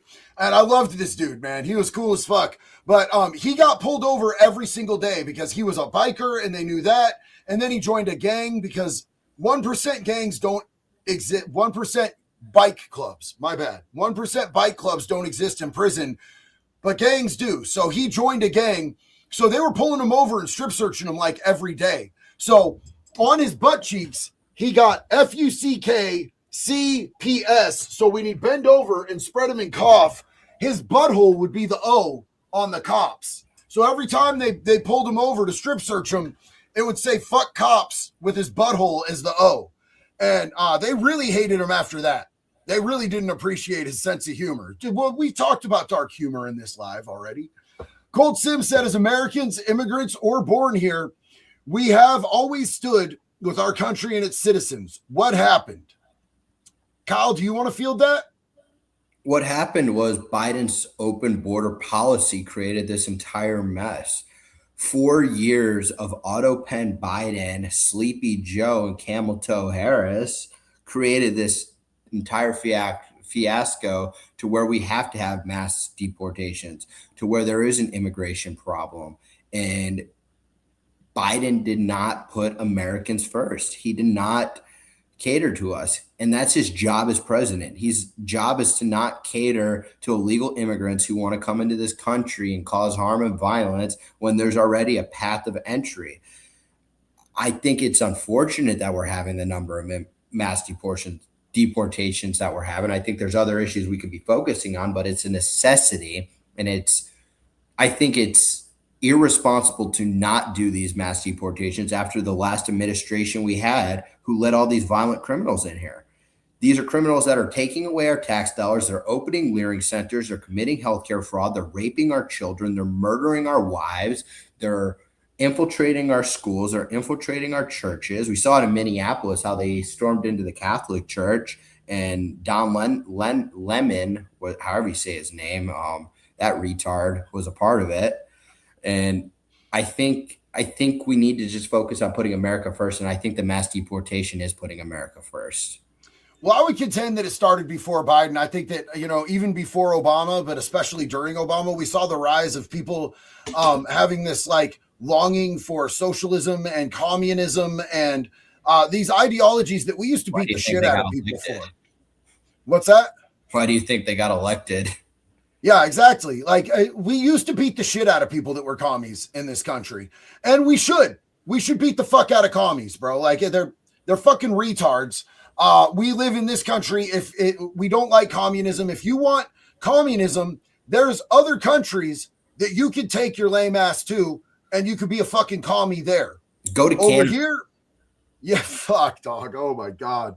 I love my Canadians, and I feel bad for some of the shit that's going on there. I love my people in the UK. I love my people in Ireland. I love my people in Scotland. I love my people in Australia. All of them are going through some real shit. And the reason that we have mass deportations is so that we don't end up right where they're sitting right now, with people getting wrapped up for Facebook posts, talking about, how their kids are getting raped, talking about how their money is going to migrants in luxury hotels while they have people sleeping on their streets. We as the American people, we have been largely raped and stripped of our availability for the American dream, which when I grew up, going to school every day, saluting the flag, pledging allegiance to the flag, that instilled a pride in this country to me. We've lost that, and it's unfortunate. I think the next step at Revival on that is bringing that back, but also adding the 10 Commandments at school. You don't have to follow it. If that's not your religious belief. I'm a huge believer in your First Amendment right and religion freedom, First Amendment to choose who you believe in. But I think the 10 Commandments will help dramatically if we implement that in our schools for people to learn. So I am a staunch Christian. I don't think that we should have that in schools. I'm gonna disagree with you. I think we should have the Pledge of Allegiance. I think that should be a choice for parents, whether they want to instill that in their kids or not. So that might be one of those situations where we disagree and we still respect of each other. That's I live by the 10 Commandments the best I can. You know what? Sometimes I murder You, people. JD, you disagree with me. I'm ending this live. Sometimes I accidentally murder people and I'm like, sorry, God, I did a oopsie again. But I honestly, I do the best that I can to live by the 10 Commandments. I just think that we need to have the separation of church and state. I think that it's wrong that if you go to the state capital of Minnesota, that there is a plaque, acknowledging that Tim Walz has allowed the Church of Satan to be in there. And I would feel the same way if it was, a display of any religion. I think that we should abide by that. I think that it's an important principle that this country has had for a long time. And I'm saying that as somebody who's a devout Christian or tries to be the best Christian that I can be. I don't know that I'm that good at it. I'm still working on it. Hey, I love Sheriff Bianco. Yeah, Angry Marine said, off topic, I live near Sheriff Bianco's area of operation and keep up on his department. They are proactive going after drugs, human trafficking, gun trafficking, and pedos. Sheriff Bianco for California governor. Brother, and I don't know if you saw recently, Sheriff Bianco came on and we had a stream together. He is just an incredible dude, bro. I fully support him. He is one of the most down-to-earth people I've ever met. I actually had the chance of meeting him at Mar-a-Lago at an event about a year and a half or 2 years ago. A while. It's been a little bit. But I met him and his wife there, and I can definitely get behind Sheriff Bianco for governor of California. I think he would do great change. I think we need to start attacking the legislator there and start getting some conservatives elected on state level and state house. Because that's where all the real change happens. Because you don't have the Senate, you don't have the House, you just end up getting voted out and you don't get anything done as governor, which is the unfortunate thing. So my encouragement to everybody is get Sheriff Bianco elected governor, but also focus on those state level houses of getting good congressmen and state representatives and senators elected in place as well. Yes, sir. Yes, sir. And, speaking of great sheriffs, just an honorable mention to my dude, Sheriff Grady Judd. Great dude, really runs a tight ship.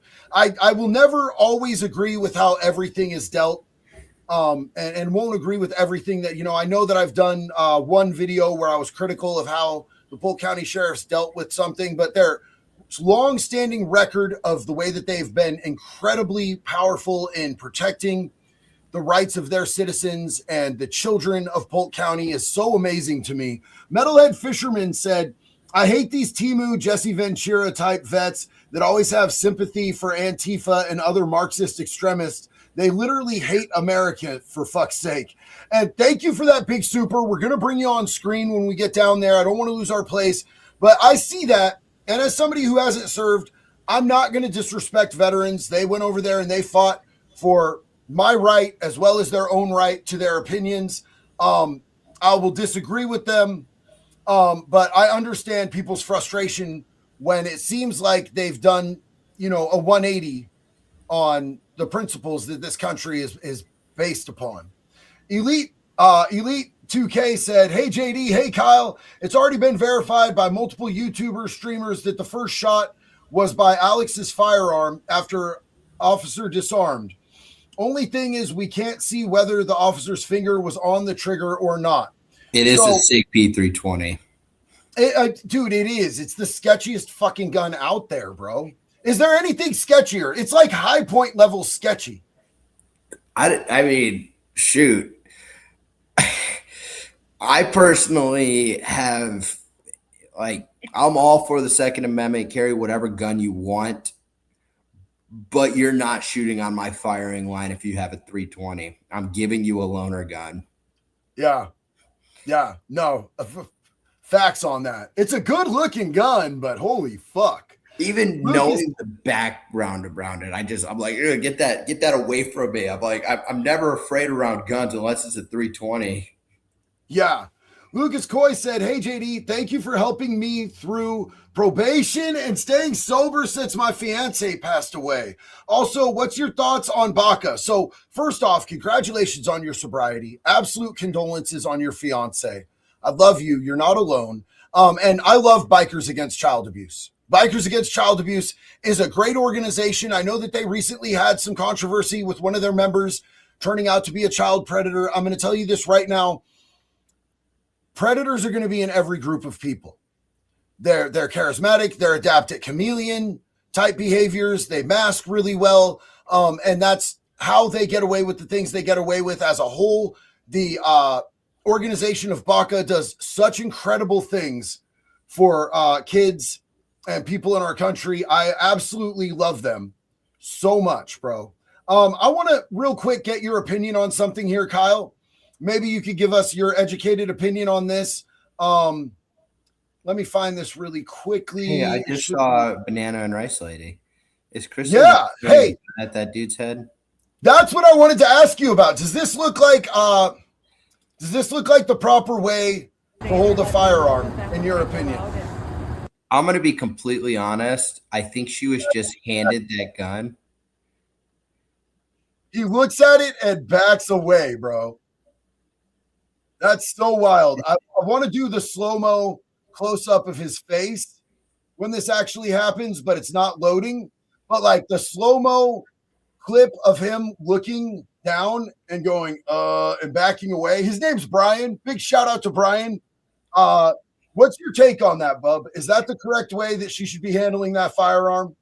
I think Brian had some questions. I know I respect what Christy Gnome's doing. I think she's doing a semi-okay job. I think some of her statements on the Second Amendment have been reckless. And I personally will keep Milo away from her. Yes. Yes. But holy fuck. If Secretary Gnome ever wants to take some firearm lessons, I know there's a lot of great people around her, but I'd be honored to teach her how to properly handle a firearm. I think people are just freaking out. I think she was handled a gun as a prop for the video. It adds exaggeration to the video. I've been handed firearms as props to hold while doing talking things, and sometimes you just hold it and you don't even realize that you're holding it. And Brian was like, bro. So little story on that. First time I went out to Texas to do unsub, they actually had Nick, the fat electrician, set me up. He's like, hey, I got a dude at the hotel. If you don't want to Uber, you can meet him downstairs. And it's fucking, of course, it's Angry Cops. It's Rich, who now is like one of my best friends. He's my brother. I love him so much. And he's like, all right, convict, hands on the hood. You know what I'm saying? Pretending that he's going to give me a cavity search. But we get to the house and there's just guns everywhere. And I'm like fresh off of house arrest. You know what I'm saying? And I don't really, I've got that fucking, I'm out of my house. What do I do? Type fucking look on my face. And I walk in there and there's guns and they see me just eye fucking the guns. Cause I love guns, bro. Oh God, I love guns. Just like tucked under his armpit. Yeah, bro. Like I'm like hands in my pockets type shit. And fucking Rich goes over and grabs the gun off the counter and he goes, touch it, convict. You know you want to touch the gun, convict. Hold the gun. They're so much fun to hold. And I'm like, you motherfucker, bro. Motherfucker. So I understand what it's like when somebody just hands you some shit. You know what I'm saying? I hope you know, JD, when you come to my house, I'm going to mess with you the same way. Fuck. Well, you're not current law enforcement, so it won't have the same impact. I had a cop trying to hand me a gun, bro. Joel said, I support open carry of swords, spears, and axes. I think you should have the ability to open carry all that shit too. Norse Trojan said, Kyle is one of my heroes for real. Him and Charlie Kirk in triple extension, despite what he did. Y'all are my spirit animals, you know. JD too, but that sort of journey is ongoing, if that makes sense. Norse Trojan, huge love and respect to you. Triple X lost me when I found out about him beating the pregnant woman. Oh, but, I honestly had no idea who he was. Yeah, so he was a rapper, and I really fucked with him heavy until I found out about that, and then I was like, oh man, I can't do it. But man, though, you know, here you just got put in a category with Charlie Kirk, bro. That's a pretty big compliment. Yeah, I mean, Charlie was a good friend, and he's actually the reason I'm back in this fight. I felt a need to get back out there because I actually moved on to a more silent, private life a year ago. Got out of the fight, and I was done with everything. I was tired of the hate. I was tired of the bullshit. But then September 10th happened. I saw it live what what they did to him, and it broke me. I was a mental mess for several days. I went to his funeral. I know his team pretty well, and I've spent some time with him, and I knew him on a personal level. So I was sickened by that, and all I could see was red when he was brutally assassinated, and that was my turning point. That's like people thought I was an extremist before. They thought I was bad before, but there's a reason why I post the memes I do now and I speak the way I do on social media. And that's because I'm not going to let my voice be silenced, and I'm not going to cater to the left and to the media and the talking points. I'm going to say what I want when I want it. And I will say on that, JD, you're kind of my spirit animal. I've been following your content for some years now. I've known who you are, who you were for a while. As you know, I've told you that in the background past before, but there's not a lot of podcasts I watch, but I hop on your podcast and your live stream whenever I can to watch it. Including yesterday, I was watching that shit on my TV, and I was trying to distract you the best I could by spam texting you. I was like, damn, he's actually reading them. I'm trying to distract him. Yeah, I had you and Ryan from out in Portland doing the same thing, man. I appreciate that, man. That means so much to me. I've known who you are for quite a while as well, man. And you know, the first thing I heard about you was that you went out and murked like 3 black dudes that were trying to heroically stand up for BLM. And then I like looked at a fucking article and I'm like, are you people retarded? Is the pixels off? This dude killed a pedophile. Why is anybody mad at Kyle? This doesn't make any sense. It was one of those situations where it was like just so earth-shatteringly dumb that people were upset about that. I couldn't wrap my fucking brain around it, man. And I will say, largely the same when it happened with Charlie Kirk on September 10th. That radicalized me in a way. But what radicalized me more was the reactions from people 100%. that were gloating about it, that were celebrating it, that were mocking the man after he was killed. You know, I understand the conspiracies people are coming out with are just sick and disgusting. I know his security team very well. I do jiu-jitsu with one of the guys that worked on his security team. He rolls at my gym. And those guys had nothing but love and respect for Charlie, and the conspiracies and attacks coming out against them is despicable. It's disgusting. Dan doesn't deserve any of those threats. Brian doesn't. His entire team does not deserve any of that hate, because they would step in front of that bullet if they would have known it was coming. Now, I will say this, that I am not sold on the FBI narrative of the whole situation because of the inconsistencies I see. Like what a 30-06 would do to somebody's neck if they were shot in the neck. You know, I don't see a 30-06 on the video that they say is Tyler on that rooftop. I have a lot of questions about it, but it's not about his security team. You know, I think that there's and that's all about the investigation and the investigation under Cash Patel. And I'm not going to do anything to talk bad about the FBI right now, because they're doing a good job of investigating my threats, and I want them to keep that up. And I don't want to be on the FBI shit list, because, you know, they will stop helping you if you say anything bad about them. So we love you, Mr. Big Fed. I'm being good, Mr. Fed. Don't worry. I actually have some FBI agents that I'm working with on some stuff too, and they are fucking incredible. But I think it's fair to question whether or not what we're seeing and what we're being told is lining up. And I think that they would understand and agree with that it's fair to ask those questions in these types of situations. You know, we have a long-standing history in this country of, you know, having the truth hidden from us in situations like this. Like, we still don't have the whole truth. And the Epstein files, the JFK assassination. You know, I think that there's, you know, just being a critical thinker is fair, and it's fair to voice that you have some questions and have some concerns. But I don't believe that Charlie Kirk's security team had anything to do with it. I just think that what we're being told and what we're seeing don't match up, bro. Like, I think if somebody got shot with the 30-06 2 feet away from a white banner, there would be a lot of blood splatter. And there wasn't any blood splatter. I'll be completely honest. I had a friend. I have a friend. He's alive right now.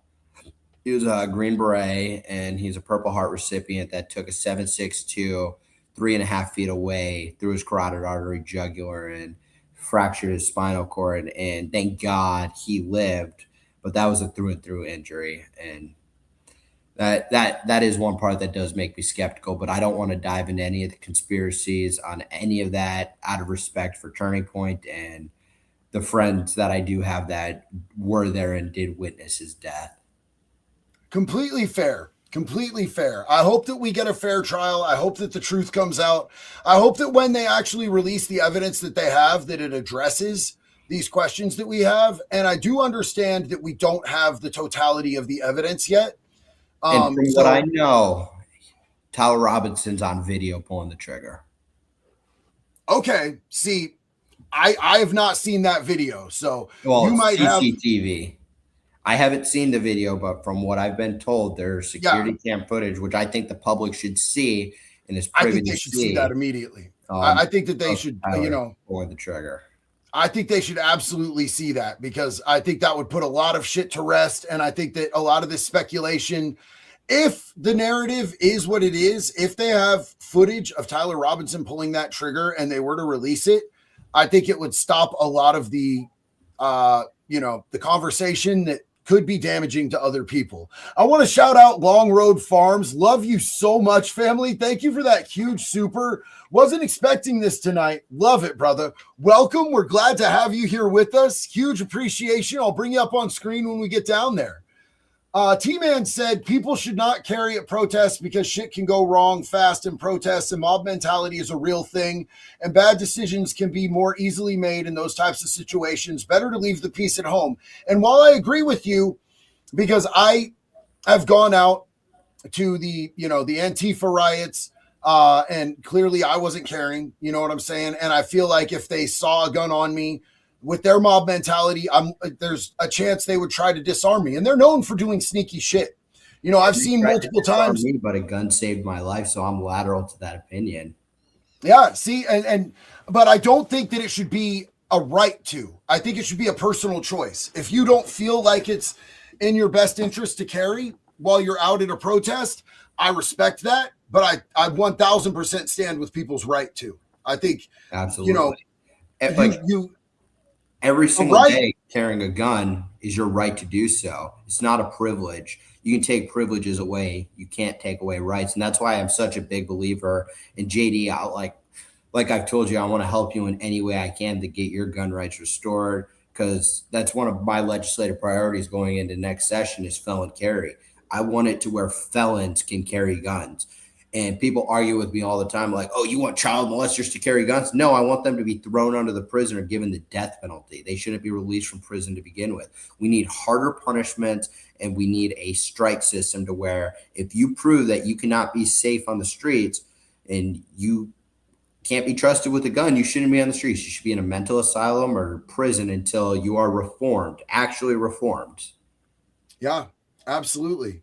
And, it comes down to this to me, like, there might be some places where a response time is pretty quick, but for the average citizen, you could call the cops and order a pizza and see which one gets there first, man. People have the right to defend themselves, and criminals don't care about your fucking gun laws. I didn't.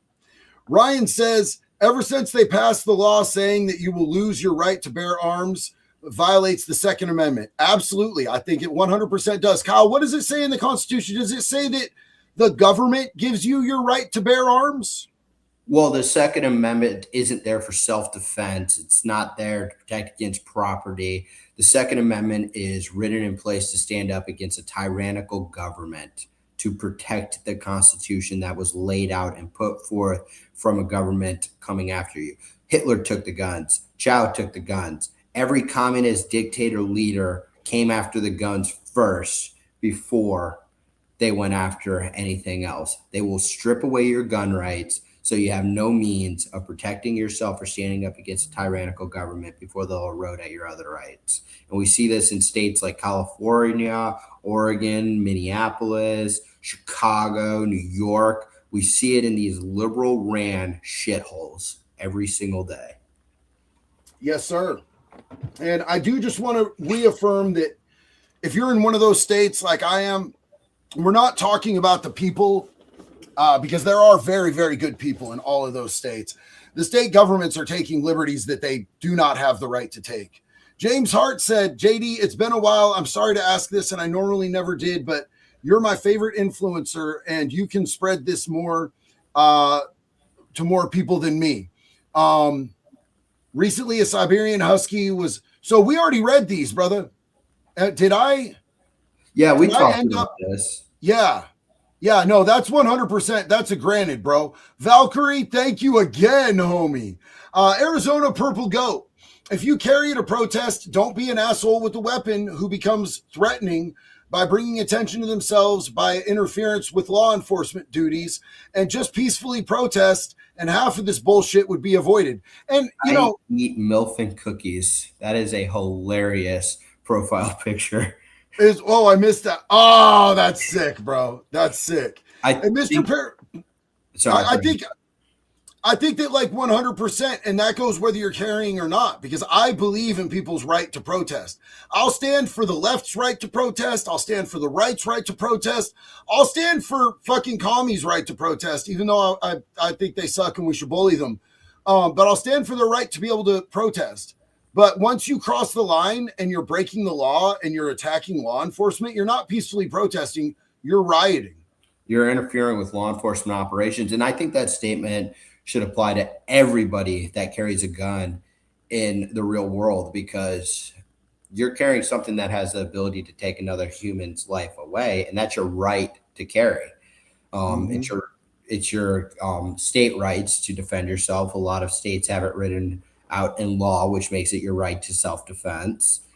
It's a God-given right, but you have to be the better person and the responsible party when carrying a gun. So I think it applies in all circumstances, just not just protests. It most certainly applies there, but every aspect of life, wherever you carry a gun, it applies.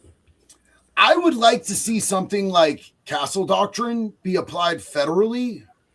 100%. I think that it's fucked up that, let's just take Oregon and Washington, for example, and their differences in laws. If I cross the border from Portland into Vancouver, Washington has mutual combat. So say me and you are at a bar and we have a disagreement, and you're like, oh, yeah. So like, if we have a disagreement and we're like, let's step outside. I challenge you to fisticuffs. And you're like, I accept this fisticuffs challenge. If you're in Oregon, you could still get hit with Measure 11 for that and do a mandatory minimum 70 months, day for day, for getting in just a normal fist fight. You cross the border into Vancouver and anywhere in Washington, you have the right to engage another man in mutually voluntary combat. And I think that we should have the same rights applied across all the states when it comes to things like self-defense. 100%. Castle Doctrine, I think, is absolutely necessary. And I'd like to see somebody get in there with some balls and be like, yeah, you know what? People have the right to defend their home no matter what fucking state they live in, you fucking 100%. Morbid retards. California, you have to retreat in your own house in order to be able to protect yourself. I want to see national constitutional reciprocity. I want to see to where you don't need a permit. You don't need a firearm license to carry in any 50 states, because it's not something that requires a permit. There's nowhere in the Second Amendment in the Constitution that says you need a permit to carry a gun. That's why it's called constitutional carry. You should be able to carry a gun anywhere you deem necessary or want to, not even necessary. If I want to carry a gun into Walmart in New York City or in California, I should have every legal right to do so under the Constitution and the law written out by our founding fathers. Yeah, absolutely. So Mr. Paramedic said, I cope with dark humor all the time. So do most of us first responders. It's hard shit to deal with, so it's what makes us human. You owe nobody an apology or even an explanation, period, end of story. And I know that we already read that before we could bring it on screen, but I felt it was so to the point and so concise that it needed to be said again, my man. Angry Marine said, combat veteran Fallujah 2 times. We all use dark humor to cope. There's nothing wrong with it. Huge love to you, and thank you so much for your service and your sacrifice, brother. You know that particularly I love and support and respect all military service. no matter whether you were combat, non-combat, no matter what branch. But because my father was a Marine, I got a special place in my heart for Cran Eaters, bro. I 100% do. Valkyrie, you are killing it tonight. Thank you so much. Huge love. Huge love. Redline said, Kyle stacked libs like I have Hop Stacks Pancakes was one of the best shirts I've seen coming out of 2020. I didn't see that shit. And I lived in Florida. Better than IHOP? What? Some good old Waffle House at midnight when everything else is closed. Speaking of mutual combat, Waffle House comes to mind, bro. Hell yeah. Depends on the one. If you go to the wrong one in Florida, you're going to see some things. Yeah, you already know. Ghost, thank you so much, brother. 8'3", dark humor provides relief. Big up, brothers. 1,000%. I'm with you on that, man. And, you know, when you're dealing with trauma, if you want to make a little funny or something and get some laughter, laughter is really good medicine. I know that it's a cliche. Laughter is the best medicine. Cliches are cliches for a reason, you guys, because there's some truth in them, kind of like stereotypes. 100%. Maine Marine, huge love and respect to you, dude. Huge love and respect to you, man. I'll share this real quick because I've only shared this once before, and it doesn't count because it was on Brandon Herrera's podcast, so it doesn't count at all. But I coped and dealt with a lot of the stress in my trial through a lot of Brandon's content of gun meme reviews and even the breakdowns of the memes he did in my trial. And when I was going through it, I coped of what I was going through by looking at those memes and watching those videos. That's how I dealt with the trauma I had to go through. And that's still how I deal with the trauma. And that's my right to deal with it. That's my First Amendment right. And that's my right for having to defend myself and being an American to be able to cope with it any way I want because I was acquitted by a jury of my peers. It's crazy how the media would take the story of teen attacked by pedophile and defends himself and turn it into Kyle Rittenhouse, brutal killer who crossed state lines to attack black people. The what the fuck just echoes through the centuries, my guy. Real Max 5 said, I'm glad everybody in the conservative community shed light on everything that the Democrats are doing. You know, it's important to get to the truth no matter what side it is, bro. We always got to run with the truth. We always got to try to see through the narrative. The media is going to lie to you. The media is going to lie to you. That's why it's so important for people like the Nick Shirleys who are going out there exposing fraud, the Cam Higbees that are going out there and they're busting into these signal chats and exposing what's going on, man. Big shout out to my colleagues and my friends, man. Colt Sim said, Kyle, brother, thank you for what you did and what you stand for. Congratulations on the marriage. God bless you. So, JD, I just got a new angle of the Alex Pretty situation of him spitting on the officer, of him screaming, assault me, motherfucker, 10 days prior. Do you want me to send it to you and you can throw it on the chat, or how do you want me to do it? Yeah, can you send it to me in X, bro? Yep, I'm sending it to you on X right now. Yeah, let's watch that, bro, because I would love to see that. That's wild, bro. I feel like some of my friends who so vehemently disagreed with me, and we respectfully agree to disagree on things. I can't wait to send this to some of them and be like, you sure about that? You see the sure about that? Flying through the air. Okay, so look at you. Hold on, we're gonna pull this up on screen. This is already wild, bro. This is already wild. Good grab, dog. Good grab on this. So, you guys, this is Alex Pretty, 11 days prior, I believe. And what he was out there doing. This is a good sneak peek into who this dude was and what he was out there doing and what his intentions were going out there. And keep in mind, he was armed at this time too. Look at you! Pepper spray, bitch! Fucking something, motherfucker! Fucking fuck you guys! Fucking trash! Fucking trash!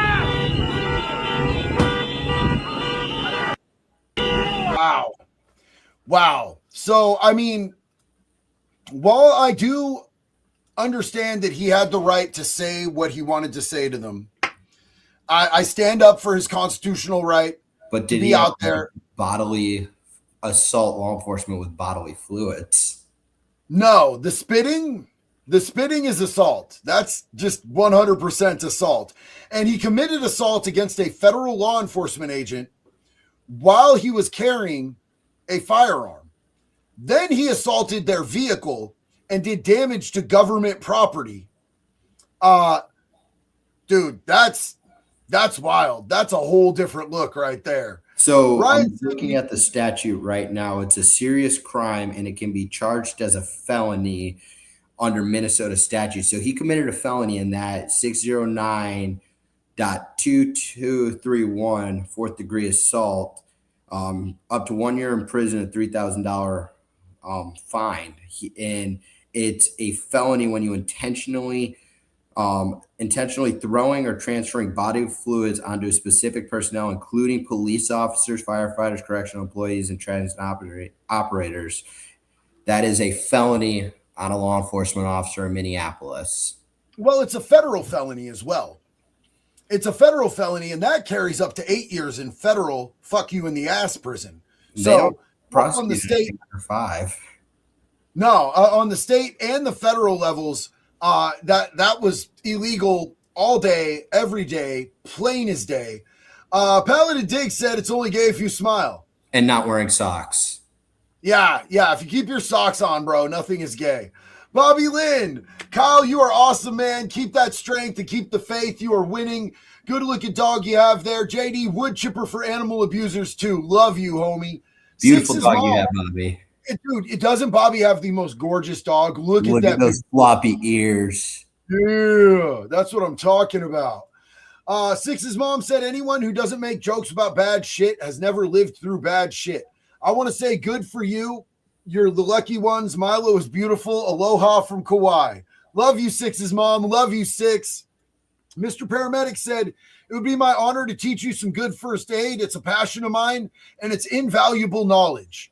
You got to get up with Mr. Paramedic. It's funny because the other night in my live, Mr. Paramedic said, hey, next time you see Eli, tell him I said, hey. So I immediately text Eli while we were on live, and Eli immediately responded. He's like, I fucking love that dude, bro. Tell him I said, what's up?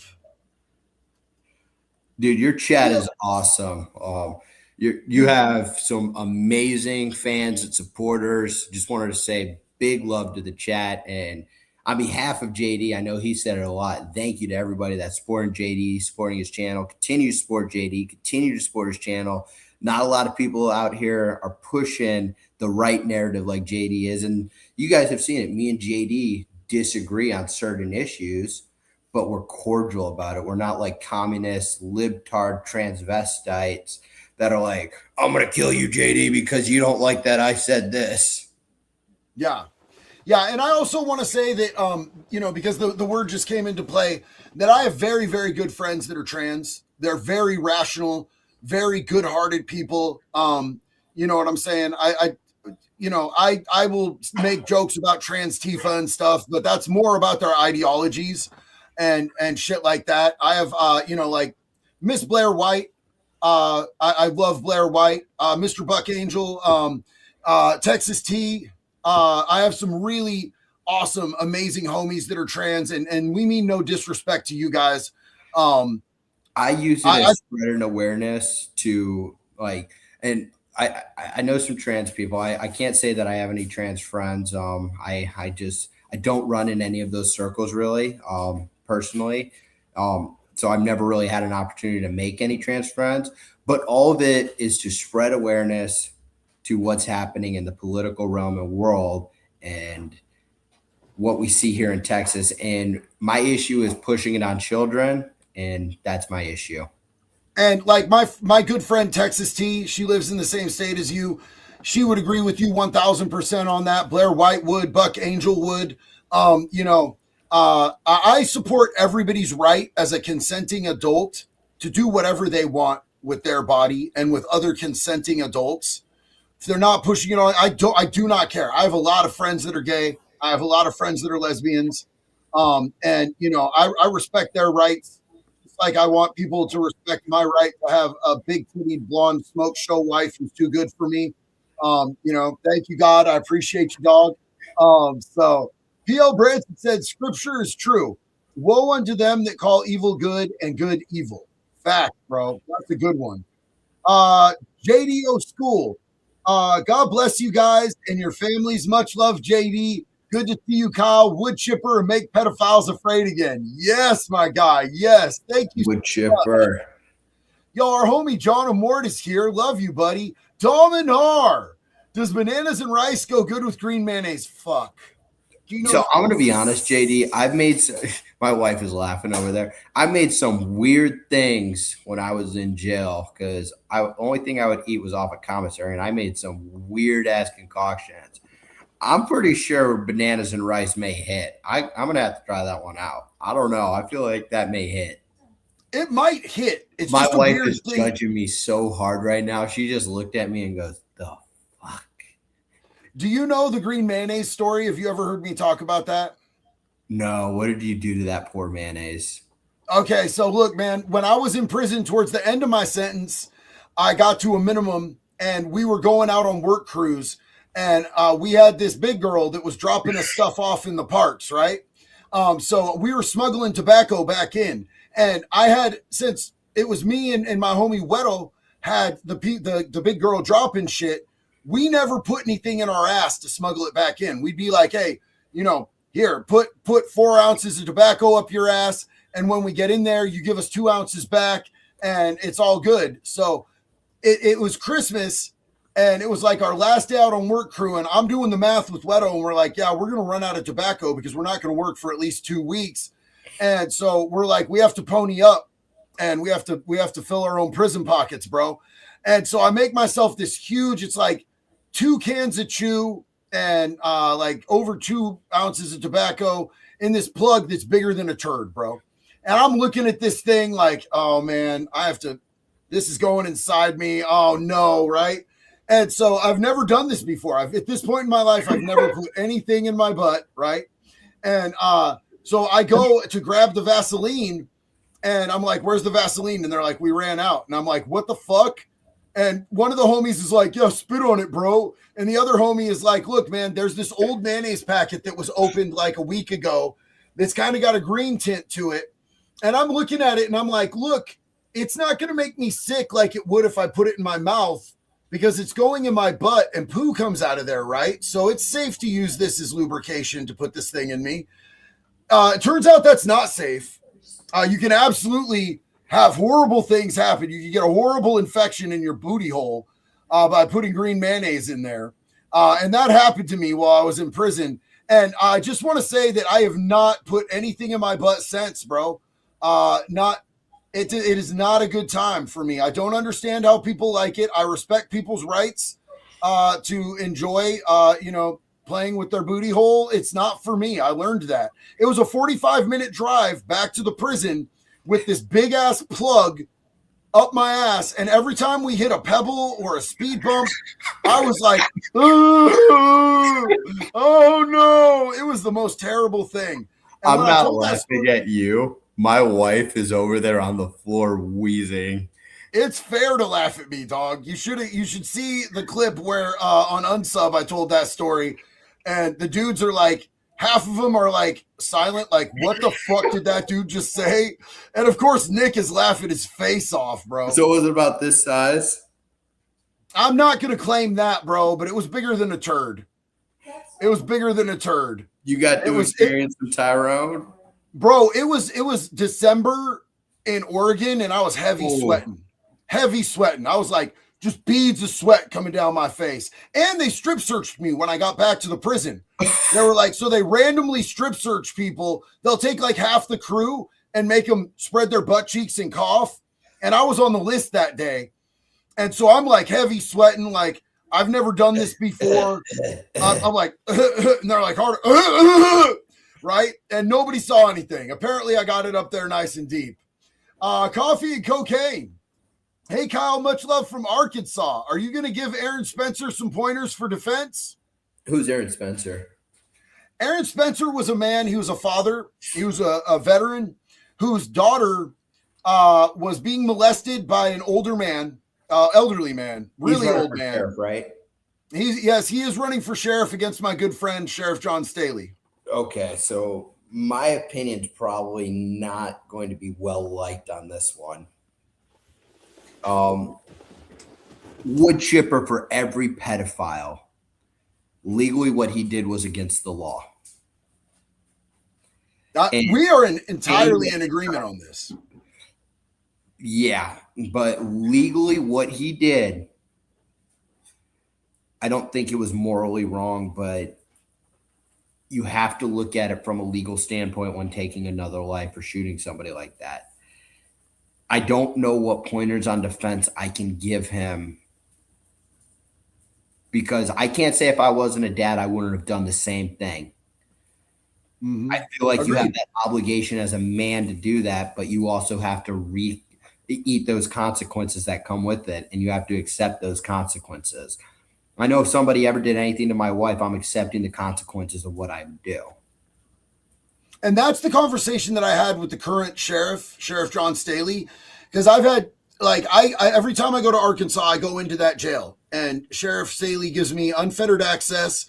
He has a really amazing treatment program in there. He's saving people's lives. And we've talked about pedophiles because he fucking hates pedophiles, dog. And, you know, when we talked about this, he's like, look, morally, I don't disagree with the man. I'd have done the same thing, but I'd have made sure I was wearing a couple extra pairs of underwear because I know I'd be going to prison. And, you know, so in some places, if you wear extra, whatever underwear you wear in, you get to keep, because they don't hand out underwear in the Lonoke County Jail. But, or in Kenosha County Jail. Yeah, what he did was illegal. That man was unarmed. He emptied the whole clip, the whole magazine. Sorry, I sounded like a lame.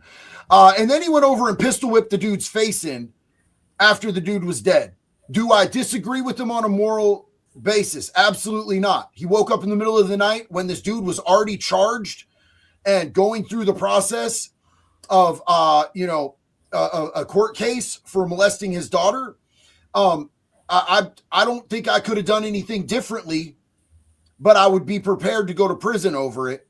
And the thing of it is, I feel for the man. Him running for sheriff, I don't think is a great idea, because he's gonna go to prison for this, bro. He broke the law.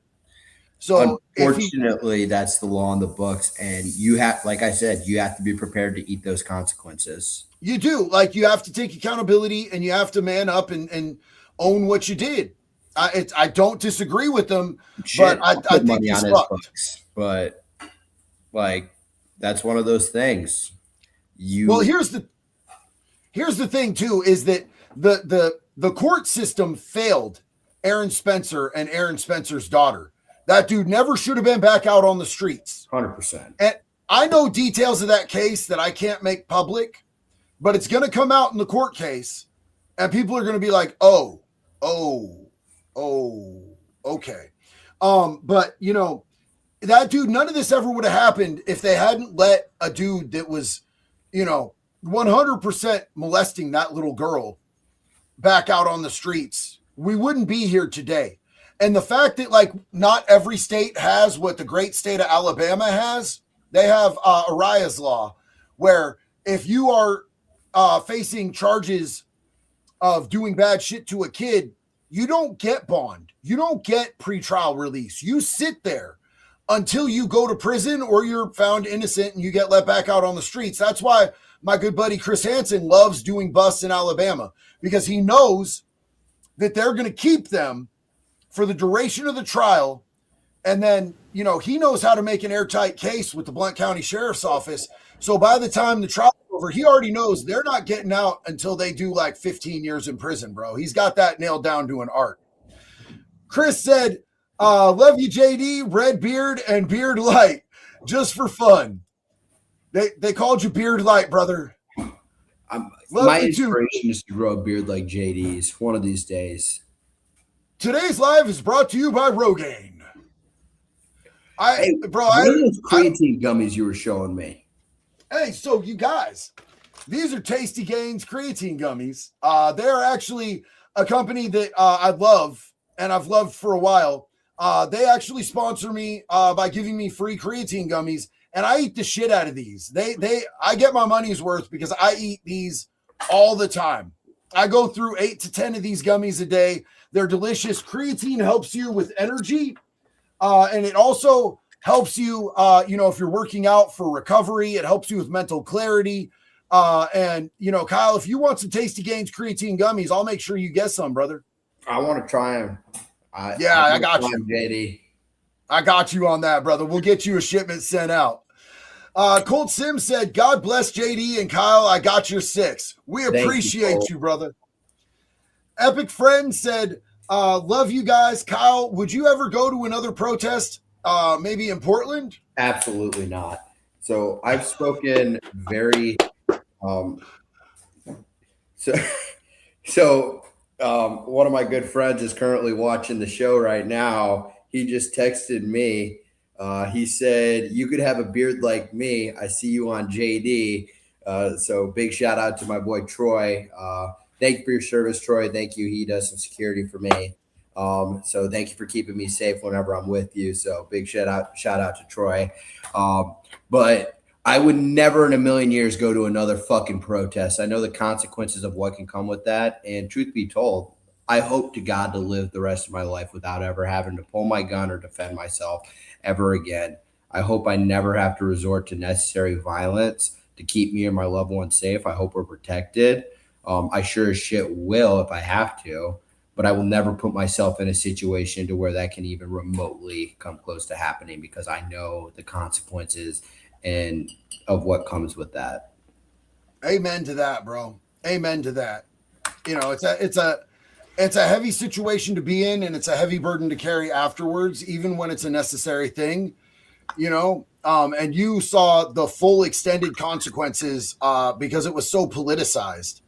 If that had been a situation that wasn't so politicized, I don't think you ever would have been charged, man. And it's a shame that you were.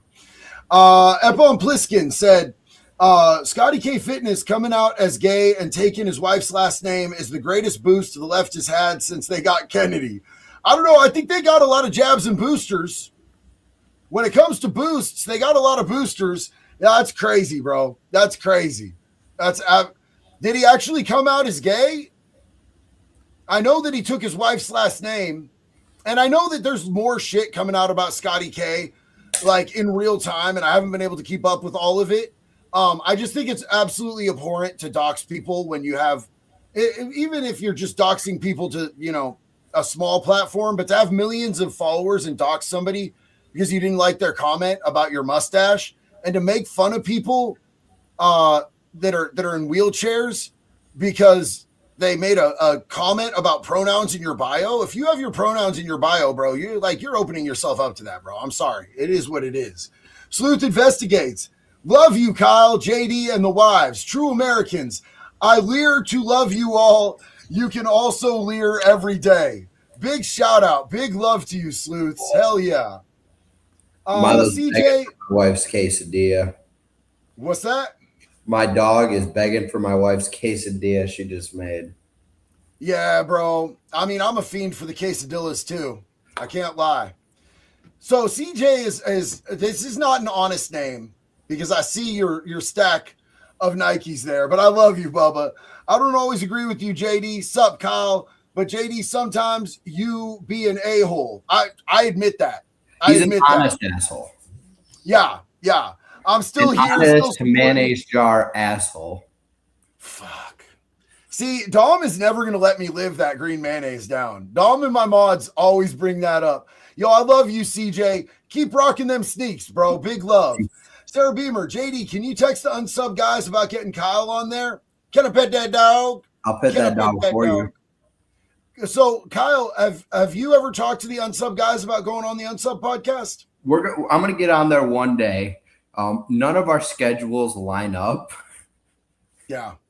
Which is like we're working on getting a big interview together with Ian Bick right now. We're trying to coordinate stuff to do something like that, which I'm excited to do. We're going to go more in depth about my story and talk about everything with Ian Bick in a more serious setting and going down there. And me and JD will get to finally meet together and hopefully not leave our wives for each other. All jokes. It's not gay if you're wearing socks. Ooh, if you're smiling. It's awesome. And Ian promised me that if I go out there, he'll line me up with the George Santos interview too. Have you met George? I haven't met George yet. I do think it's pretty cool though how he did get a pardon. Yeah, yeah. I thought I as somebody who would like a pardon, I think it's pretty cool. We need to get you a state pardon.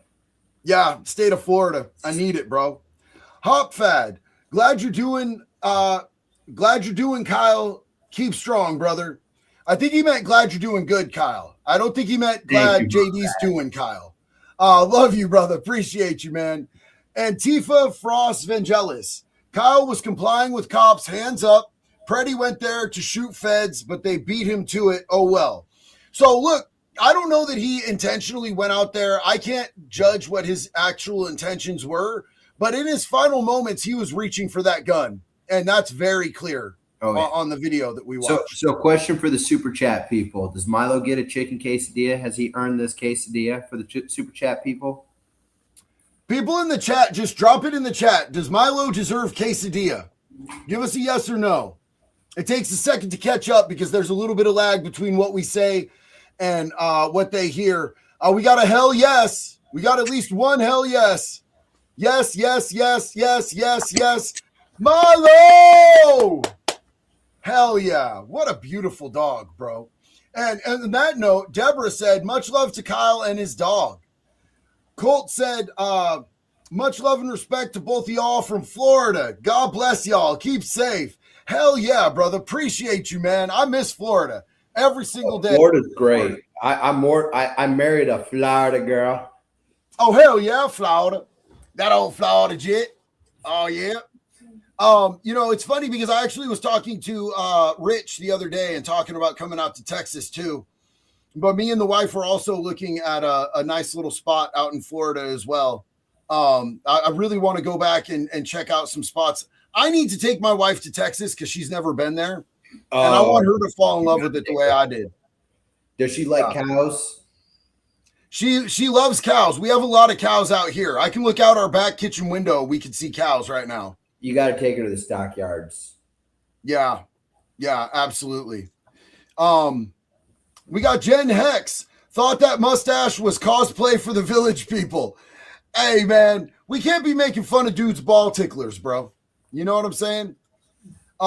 Main Marine. Kyle, I got mad respect for you. Keep on keeping on. Well, thank you, Marine. Thank you for your service, brother. Absolutely. NC Kelly, thanks for answering my questions. God bless you, your wife, and sweet Milo. Loved leering more about Kyle. Yeah, bro, Nick Shirley is that's never going to get old. Mr. Paramedic, when y'all meet in Oregon, I'd love an invite. I'm in Washington, so not far away. Hell yeah, bro. Let's make that happen. Deadpool Kid said, oh, saints be praised. It's the good old boy Rittenhouse, bearer of arms and baby faces, sending Antifa closer to God. You did set up some appointments, my guy. I don't know if I went to heaven, though. I think at least one of them we could definitely confirm. God does not like pederasts. Ryan said, the internet is undefeated. The lame stain media hasn't lost our tax dollars through fraud yet. I still want that crusade zip up, JD. It's funny you should mention that because I was talking to my people at bunkerbranding.com today where I have all my merch.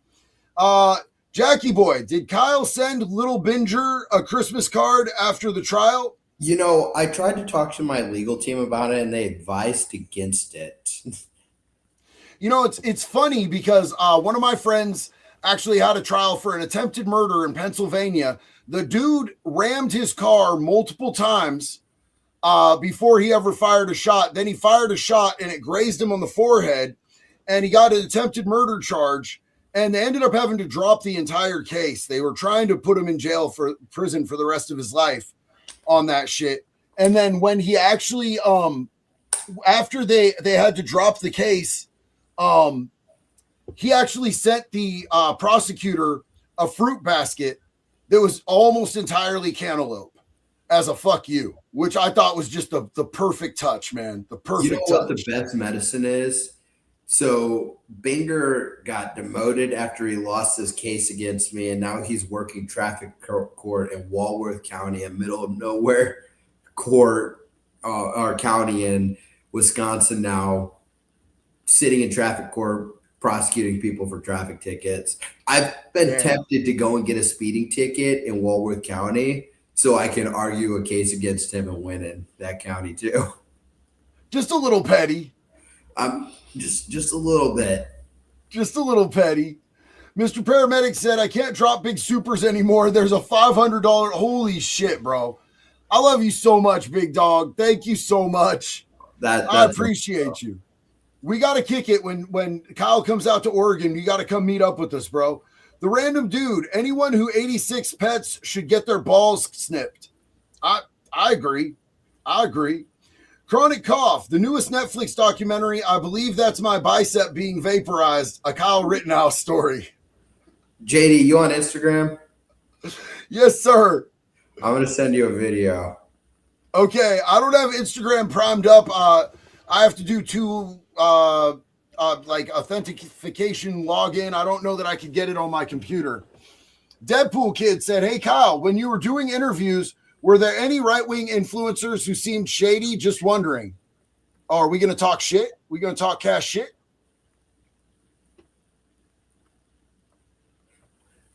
A kid caught in chaos. Are you doing the Pixar version of your story? They're not stopping. I have to keep moving. Comes the story of a kid caught in chaos. You did what you had to, sweetie. Just remember who you are. Holiday from Disney and Pixar. Yeah, that shit's lit. So did you hear that question? Deadpool Kid wanted to know, when you were doing interviews, were there any right-wing influencers who seemed shady? Yes, there were, and I don't associate with them. I think it's obvious with the people I associate with, and I keep going back on there with them. My wife is now messing around with the quesadilla on camera. But yeah.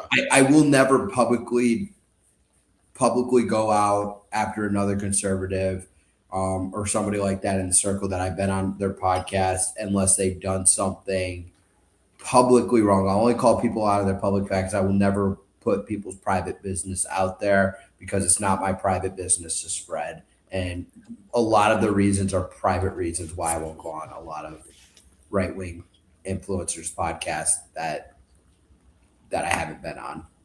I respect that. That's classy. Right now, I'm going to spill the tea, though. I'm going to spill the beans. Ian Bick human trafficked me and forced me to do a podcast with no shirt on, even though I didn't want to. You can do with that information what you want. He threatened me because he's Jewish, and he said Bibi Netanyahu would freeze my bank accounts. And so I had to do it shirtless, and my nipples were cold because it was New York or Connecticut. Whoa, I'm still waiting for my $7,000. Yeah, bro, where's my 7K? They're never giving me 7K, bro. I talk cash shit. I just got another text from another friend. I got so many friends in this watching your show right now. I had no idea they were fans of you. Madison, thank you so much for watching the podcast right now. It's awesome to see you're on here. But so many of my friends that I had no idea, they're not in this realm at all, outside of certain people that we mutually know. But I had no idea they watched your show. Big love to you, Madison. I really appreciate you being here. Huge respect. Emma Daisy said, good to see you, Kyle. Big congrats on your wedding. Being petty at Binger is totally warranted. Love you guys. And Emma, I'm going to bring you on screen when we get down there, sis. Thank you so much. Killshot said, shout out to you two legends. That's all. Proud of you both. Thank you, Killshot. What a sick truck. Holy shit. That's fire, bro. Bobby Lynn said, you live 24/7 in their heads. You keep trolling. I'll keep laughing. Glad to have you here in Texas. That's beautiful right there. That's that. I love Texas. We're fighting the good fight here in Texas. And you know, I'm going to give myself a little bit of a self plug right now, JD. Do it, please. But anybody wanting to like support my mission and support what I'm doing with our work, we're gearing up for our primary season coming up. Our general elections will be coming up here soon. We just released our big, beautiful ballot with Texas gun rights. If you are looking for a pro-gun organization to support, we're supporting Brandon Herrera in this ace where we want to get him elected against Tony Gonzalez and HD 33. These are the politicians we're trying to help out and we're trying to get elected. We passed constitutional carry here in Texas. We got red flag laws banned, and I personally helped get that one past the finish line, testifying on why red flag laws are a gross violation of our Fourth Amendment and rights and our 14th Amendment rights, and violate due process, which I know JD is a big supporter in, and you don't want to violate due process. So if you want to support a good organization, give Texas Gun Rights a follow on social media. You can support us in any of our races by going to texasgunrights.org. You can read our newsletters, and you can read our opinions on how we feel on a gun rights level about the Alex Pretty situation and shooting. We're the only no compromise gun rights group in the state of Texas. We don't fold under political pressure. And if anybody learned anything from this podcast today, I hope anybody can understand that I am uncompromisable on the Second Amendment, no matter left or right. Absolutely. Absolutely. And your record stands for itself, bro. And I'd just like to say, Texas Gun Rights is an amazing organization. They're amazing people. They're standing up for fighting the good fight. Brandon Herrera is an amazing human being. And Tony Gonzalez moans when he wipes. He had an affair with a staffer. Allegedly, he may have, absolutely impregnated that staffer. And then she somehow died by being lit on fire. And they said that it was a sewer slide. I've never seen a woman sewer slide herself like that. It seems almost like what somebody would do if they murdered their pregnant mistress and needed to get rid of some evidence. Just saying, vote Brandon Herrera. Tony Gonzalez moans when he wipes, especially when his finger goes through the toilet paper and then he goes, And Brandon Herrera has over 10 years of firearms experience in the gun industry. He's a Second Amendment champion, and he's going to fight for San Antonio's gun rights and HB 33's gun rights. Completely uncompromisable. He's endorsed by us. He's endorsed by me. Brandon's a good friend, and I know where he stands. I was just with him last week, and he's genuinely a good person who would take the shirt off his own back to give it to you. And Dr. Dre Light and the rest of the mods were all racing to get the link for TexasGunRights.org, which is now the pinned comment in the chat. Thank you to all of you. Dr. Dre Light wins. He's got super ninja skills. And it is the pinned comment. So if you want to support TexasGunRights.org and what Kyle Rittenhouse is doing, you can click that link right now. You can click it. You can save it for later. You can do whatever you want to with it. You can get it tattooed on you. And honestly, that'd be a sick tattoo. TexasGunRights.org. I got a Black Rifle tattoo. Yeah, that's what's up, dog. That's so this is the Black Rifle Coffee tattoo. Yeah. Yeah. And, a lot of people say they went woke. I like my dudes over there, bro. Me and Matt Best are homies. Yeah. Yeah. I'll say this. JT has been such a good friend and brother to me, man. I love big JT. GRK said, hey, JD and Kyle, glad to see that you're both doing well. Kyle, it broke my heart to see you get charged, but I'm glad you beat the pants off them in court. That prosecutor was a dirtbag. Absolutely. Absolutely. 100%. And he violated my rights on the stand when he went into my post-arrest silence, which I encourage anybody to do. If you're ever arrested, take 5, invoke your Fifth Amendment rights. It's your constitutional right to do so. It doesn't make you guilty. It makes you smart. Bro, and I've had situations in which I did it the right way and I did that. I've had other situations where I've been up for 8 days on meth and I thought I could talk my way out of this, shadow people. And it's dumb as fuck. And I regret it every time that I've ever, talked to the police in a situation where, I've implicated myself. It's just dumb, bro. Don't self-snitch. Don't learn from my mistakes. What's up? Have a lawyer always talk for you on your behalf. Always. And don't fight in the streets with law enforcement. And no matter how right you think you are, fight it in court. Don't fight on the streets, you guys. A funny story is a couple of weeks ago, a cop started asking me a bunch of questions, and I was innocent of everything, and I knew I did nothing wrong. I could easily prove my innocence. But as soon as he started threatening arrest, not to me, but to everybody else around him, I immediately shut everything down. And I said, you know what, officer, respectfully, I invoke my Fifth Amendment rights.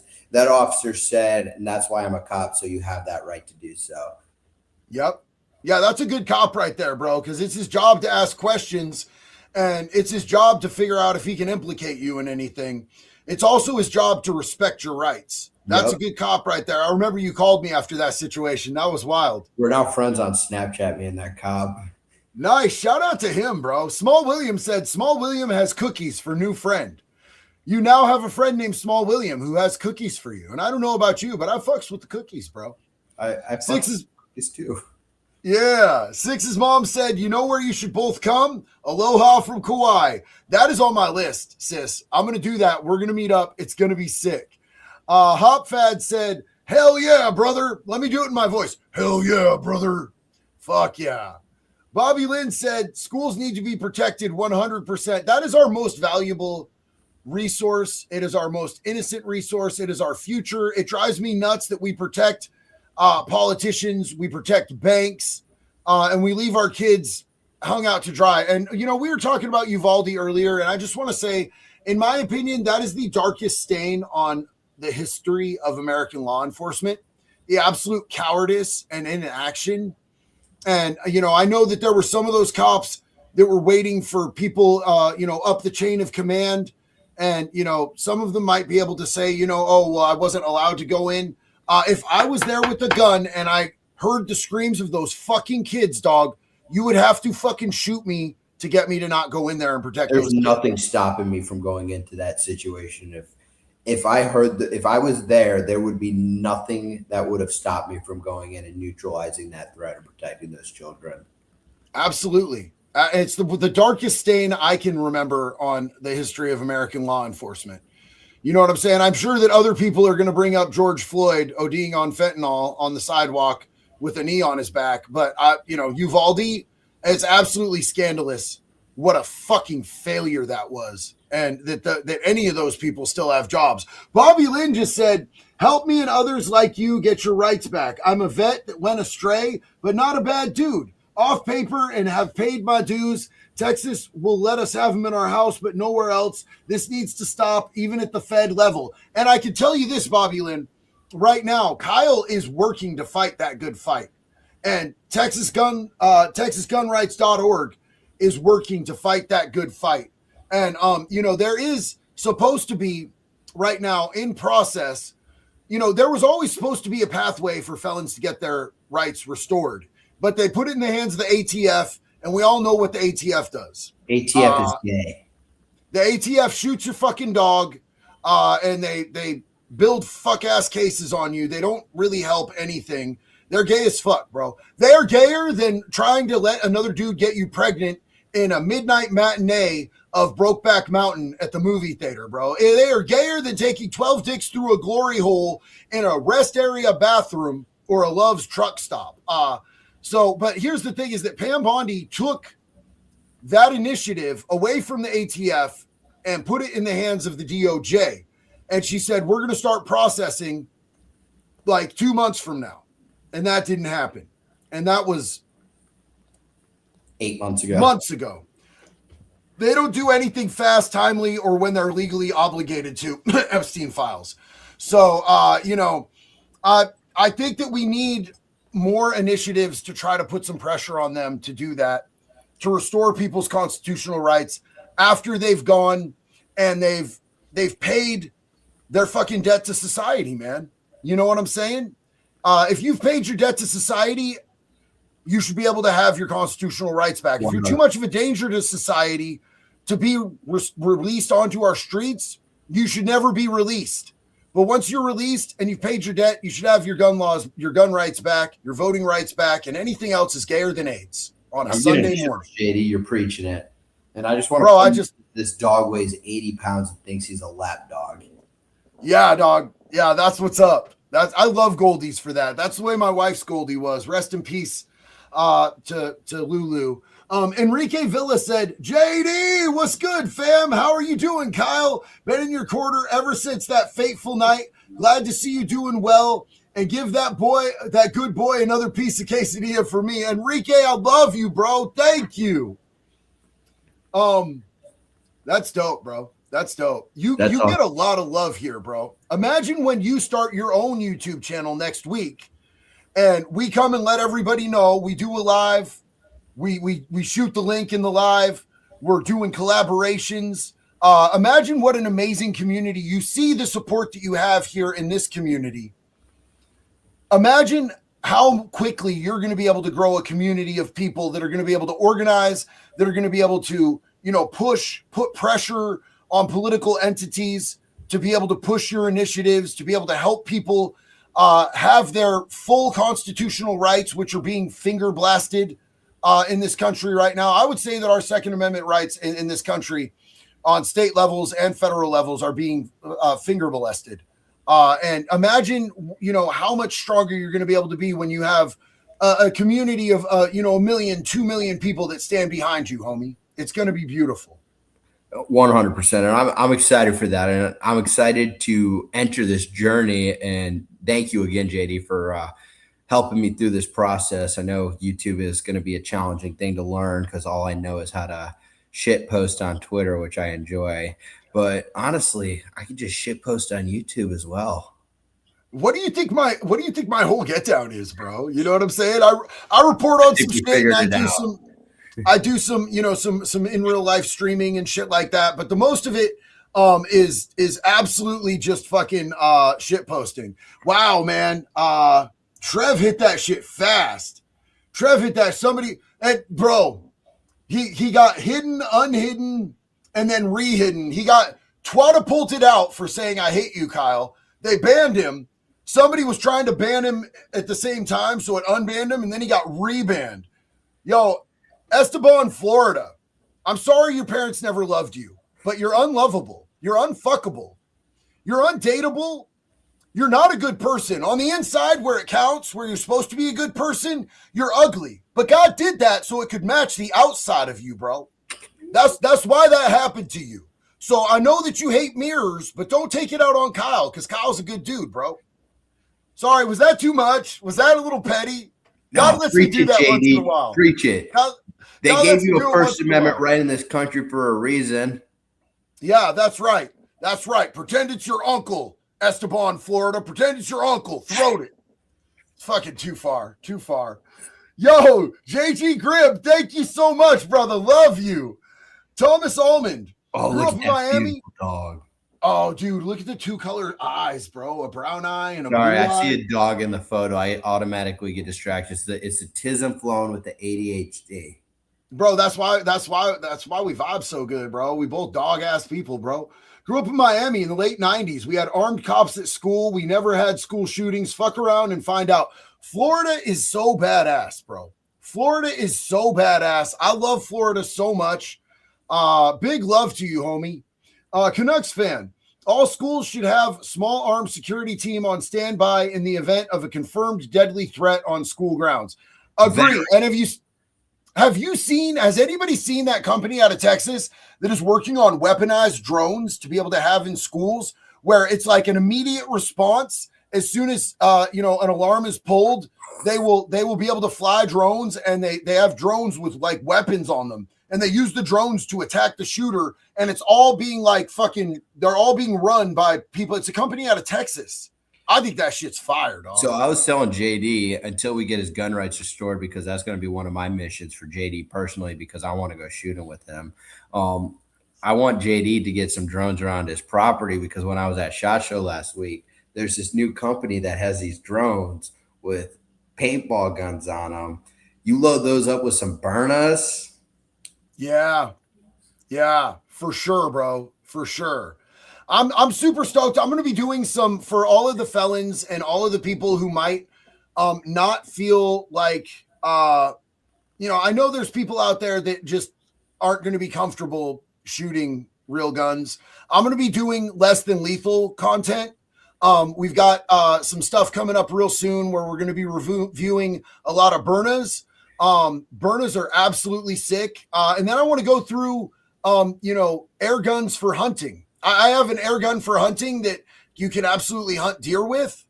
And we're going to do reviews of shit like that for everybody who's in the same boat that I am. And I'll tell you what, right now for your live stream, JD, I'll commit. You get me down to Oregon, I'll be part of your Burna video, and I'll be the test subject for it. Dog, I'm not shooting you with a fucking Burna, dog. I'm going to have my kids shoot me with a Burna. I'll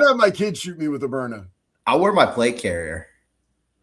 Yeah, I feel like I feel like it. I have to fucking bleed for it a little bit. I've seen somebody get shot with a burner, bro. It's Yeah, nothing fucking nice, dog. It's not fucking nice. I want to And be in the room when you get shot with a burner. that shit would be sick, dog. That shit would be sick. The M4 carbine one. Yeah. Yo, Alpha Dragon Gaming said, yo, two of my favorite guys on stream together. Christmas came super, super early this year. There are many things about Oklahoma I do not like, but we got some lit non-gun laws, aka constitutional carry. Love you guys. That is amazing, bro. As your beard and you as a human being, huge love and respect to you. Thank you so much. And I'm going to agree right off with Pitch here. Hire vets to provide security for schools. I know so many vets who would love to do that. It would give them a sense of purpose. It would give them, a mission. And I think that would be so beneficial for everyone involved. Metalhead Fisherman, I love your profile picture, bro. The human teeth on that fish trip me out, dog, for real. Chris Ferrero, I'm in court over checking a wrong box, but nothing is on my record from my past. But they say there is. I'm being charged with 3 felonies and 2 misdemeanors for trying to get protection for my family. Please help me, Kyle. What state is that in, bro? Yeah, what state is that in? And don't incriminate yourself. So we have a support form on texasgunrights.org. If you go to texasgunrights.org and fill that submission out, if you're Texas-based, but still go ahead and fill it out so we get your contact information. We can dive into that case and we can see what we can do to help you on that front. So if you go under resources, it should be under there somewhere. Contact TXGR. Yeah, if you hit contact TXGR, you can do that, submit email, and we'll reach back out to you. But yeah, definitely. What state is that in? And reach out to us on TexasGunRights.org. Pennsylvania, where my buddy just had to defend himself and had to fight a case. It actually cost him $400,000 to fight his case, and they had to dismiss it. Now he's suing them for millions of dollars, bro. Pennsylvania is crazy.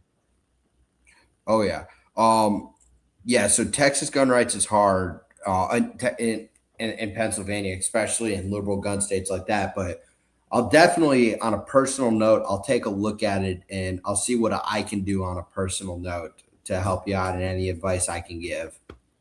Yes, that's beautiful. And that is Chris Ferraro when you see his email come in, bro. Perfect. Eric said, love the show. Please shout out to Rittenhouse. Bro, you get so much love here, bro. So much love here. Kevin Poprock said, hey, JD and Kyle, America first. We need federal law on pedophiles 100%. and traffickers. Get the death penalty. Wood chipper 2028. And that's the thing, man. So my mutual, I'm going to call her my friend. My mutual, Anna Paulina Luna, is working on that. She was instrumental in that law getting passed in the state of Florida, and she's working on getting that for us federally across the board. Roaring Strong Hammer. Kyle, when you were acquitted, I felt more relieved in my entire life. I literally let out a scream of relief. I don't believe, but God bless you. That's Thank beautiful. you so much. That's beautiful. Metal Fisherman said, I hate these Timu Jesse Ventura type vets that always have sympathy for Antifa and other Marxist extremists. They literally hate America, for fuck's sake. I don't understand how you live in America and you hate this fucking country. Unless you're just so fucking mentally deranged and you have zero drive to go out and make shit happen for you, that you blame everybody else. That's got to be the only reason, bro. Like, why would anybody hate this country living in this country? It's weird. Do you have any insight on that? I love this country. I may disagree with some of the laws being pushed and how people react to certain things, but I will take this country any day of the week over communist China. Fuck yeah, bro. Fuck yeah. Or soon to be communist UK. 100%. UK's already there. I feel so bad for the good people in the UK. UK without going to jail. If I was living in the UK, I'd be in prison right now. We need 100 fat electricians sent into Minnesota and Portland ASAP. Andrew, I love you, dog. John, thank you for love. Yeah, John Hudson said, love you, Kyle. And I love that shirt, bro. Love that freedom shirt. Time to Stand said, if I missed it, sorry, but what does Kyle think on the Epstein files and Trump? I think we need the Epstein files released. I think Trump is doing a great job on the deportations. I think his administration could be doing better on certain issues and other issues that we'll dive into on a later date. But Very diplomatic. I think outside of that, President Trump is doing an amazing job. Very diplomatic. Very diplomatic, sir. Well played. Hellbound America. I appendix carry my M18 every day. Oh, not the P320. That's the military version of the P320. Is it? Yeah. Mr. Paramedic said, guns don't kill people. P320, hold my beer. My wife is laughing. Steelers gal, thank you so much, sis. We love you. Coffee cocaine. Should we be worried about how organized these leftist commies are becoming? 1000%. Brazen, organized, involving local governments into trying to weaponize and cause violence against federal government? Yeah, absolutely.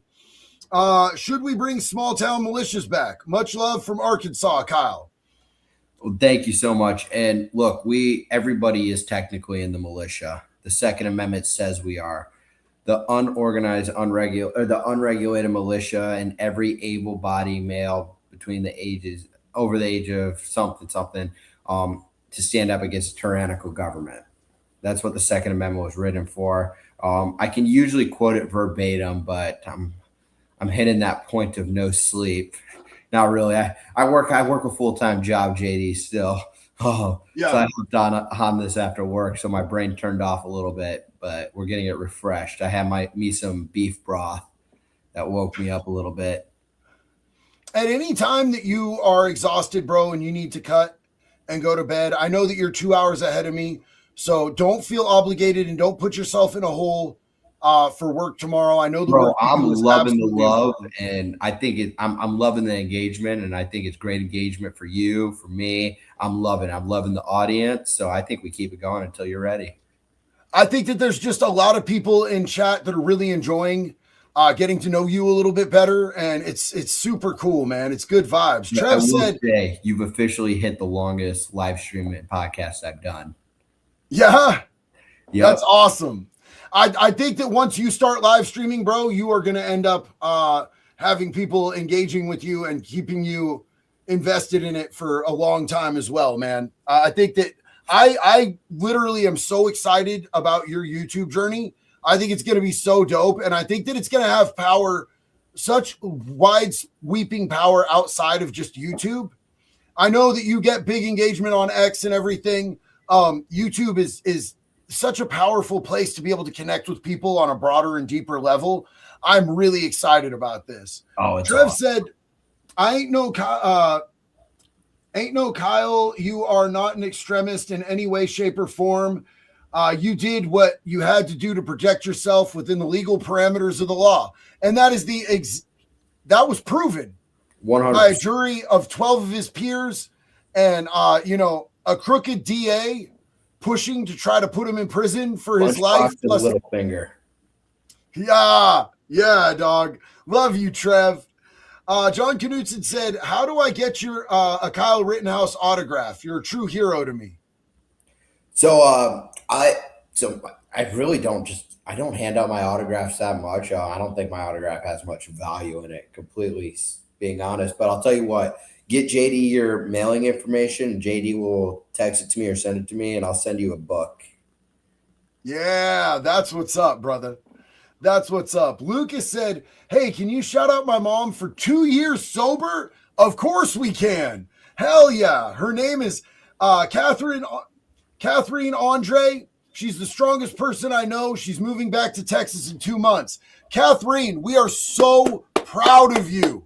Amazing job, sister. And you have a son who is so proud of you. We are all here standing with you. Recovery is beautiful, and you are a miracle, sis. James said, JD, I forgot to tell you, but the Husky's name was Amy, so you can look it up on my local news site. I am very adept at finding and researching stuff, man. I am absolutely going to be looking into that. Absolutely, brother. Mark said, I supported Kyle from the start and was pissed the whole year and watched the trial from beginning to end. I'm still pissed they tried me. Yeah, facts, dog. Facts. Long Road Farms, wasn't expecting this tonight. Love it, brother. Well, we love you, Long Road. Thank you for being here with us. Texas T is here. JD, 30-06 practice has found less velocity and pen power. Also, wet ammo cannot burn 100% of the fuel. Okay. What do you think, Kyle? I hunt with 30-30. I need to look at the ballistics on it, truthfully, on that front. Yeah, I know less. Talk about my experience from what I know about the rounds I run and hunt with, and then from my friend's personal experience. So I'll have to look into that. I know less about rifles than I do pistols, which is already limited, unfortunately. But I appreciate you educating us on that, Texas T. Andrew said, I'm an half hour behind. When seconds matter, police are minutes away. Yep, that's the truth right there. Unrelated Unk said, Kenosha wasn't a protest, it was a riot, and Preddy wasn't at a protest either. Preddy was at an actual insurrection, so the whole protest argument is stupid. Anyways, much love. And yeah, what we're seeing in, don't let the media fool you by churching up shit with the language. What you're seeing in Minnesota and what you saw in Kenosha, that's not normal protesting. No. That's not lawful fucking action that's constitutionally protected. That's retards rioting and causing insurrections. And you're 100% right on that. Build, baby, build. Ty King said, Triple B here. Yo, Ty, what's up, brother? Great to see you. I would very much like to interview Kyle sometime if he'd be willing. Thank you for this amazing conversation. Yo, bro, Ty was Antifa here in Eugene, Oregon, and he deprogrammed, got out of it. He lives in a better state now. We're not going to dox what state he lives in because Antifa fucking hates him, bro. But he is a Christian. He is a conservative, and he is deprogrammed. And he is Triple B Collective here on YouTube for anybody who wants to hear his amazing story, bro. He'd be a great person for you to talk to. I need to check that out. And then again, anybody that has like any interview requests, I wish I can do them all. And I'll try to do as many as I can. But again, the easiest way to try to book me for media or anything is just go to the Contact TXGR page, and my team manages all that, and we filter out media requests and everything, and we try to do as many as we can. And there's like a little form submission you fill out. You put your name, your phone number, your email. There's some steps you have to go through to make sure you're a real human being and we can vet you a little bit. But then there's a comment section, and we require the comment. Just fill out what you want in the interview and like what your interview is about. And we try to do as many as we can and accommodate to those. Yeah. I had to fill out like 8 forms, I put up $80,000. His team rigorously swabbed all of my orifices before they approved this live stream. None of that happened. I'm fucking playing. 100%. All of it happened. They made him actually prove that he can keister a green mayonnaise container. I had to bend over to the side and touch my toes. We had to make sure there was nothing on him. Yeah. Norse Trojan said, I completely understand your position on Triple X. He's one of my heroes because his message and the trauma he went through. Plus, I was 12. Also, the abuse was real, not the pregnant woman. Was the pregnant woman not real? So it was he did domestic violence, but the woman wasn't pregnant. I should look further into that. And that was what really drew me to him, was his message was so positive and it was so uplifting. And that's why I felt so disappointed when I heard that. But I'll look into that further. I don't endorse beating women. I don't endorse beating women. So I'm still disappointed in him. Nick said, JD, I reached out to you a couple lives ago about the recovery program. I know you're full. Do you know anyone in Wisconsin that could probably help me? Also, How much do I pay to get a piece of signed merch from you both? So look, here's the thing, Nick, is that I would have to research Wisconsin because I don't know anybody in Wisconsin per se, but I could definitely help you out with that. Hit me up on X or Insta. X is definitely a better bet because I have a lot more people on Insta. And as far as signed merch, all my merch comes out of Texas. All my merch is in San Antone. And I'm trying to figure out a way with Bunker Branding to where I can, maybe when I go out there to visit Rich and hang out with the unsub crew, I haven't been invited to be back on the podcast, but Rich was like, you should just come out and hang out, bro. Just bomb it with me. I'm like, yeah, I'll do that. Maybe we'll do a situation where we do some signed merch while I'm out there and do a live from the Bunker Branding headquarters because it's dope. And we'll figure that out. But hit me up and I'll try to find you somebody in Wisconsin. Texas T, Kyle, congratulations on your marriage. Hope you have a forever marriage. Also, hope you run for Congress or the House. We need young Americans like you in office. Kyle, you got any aspirations, dog? Right now, I'm just focused on getting good gun laws passed. I feel like I can have much more of a political voice outside of office right now. I may or may not run for office in the future. I don't know. I know I said I never would, but September 10th changed me on a lot of things. So I don't know. Whatever God has in store for me, I'll do. Whatever. I'm only taking it 2 steps at a time right now. But if I ever run for office, I'll sure as heck announce it.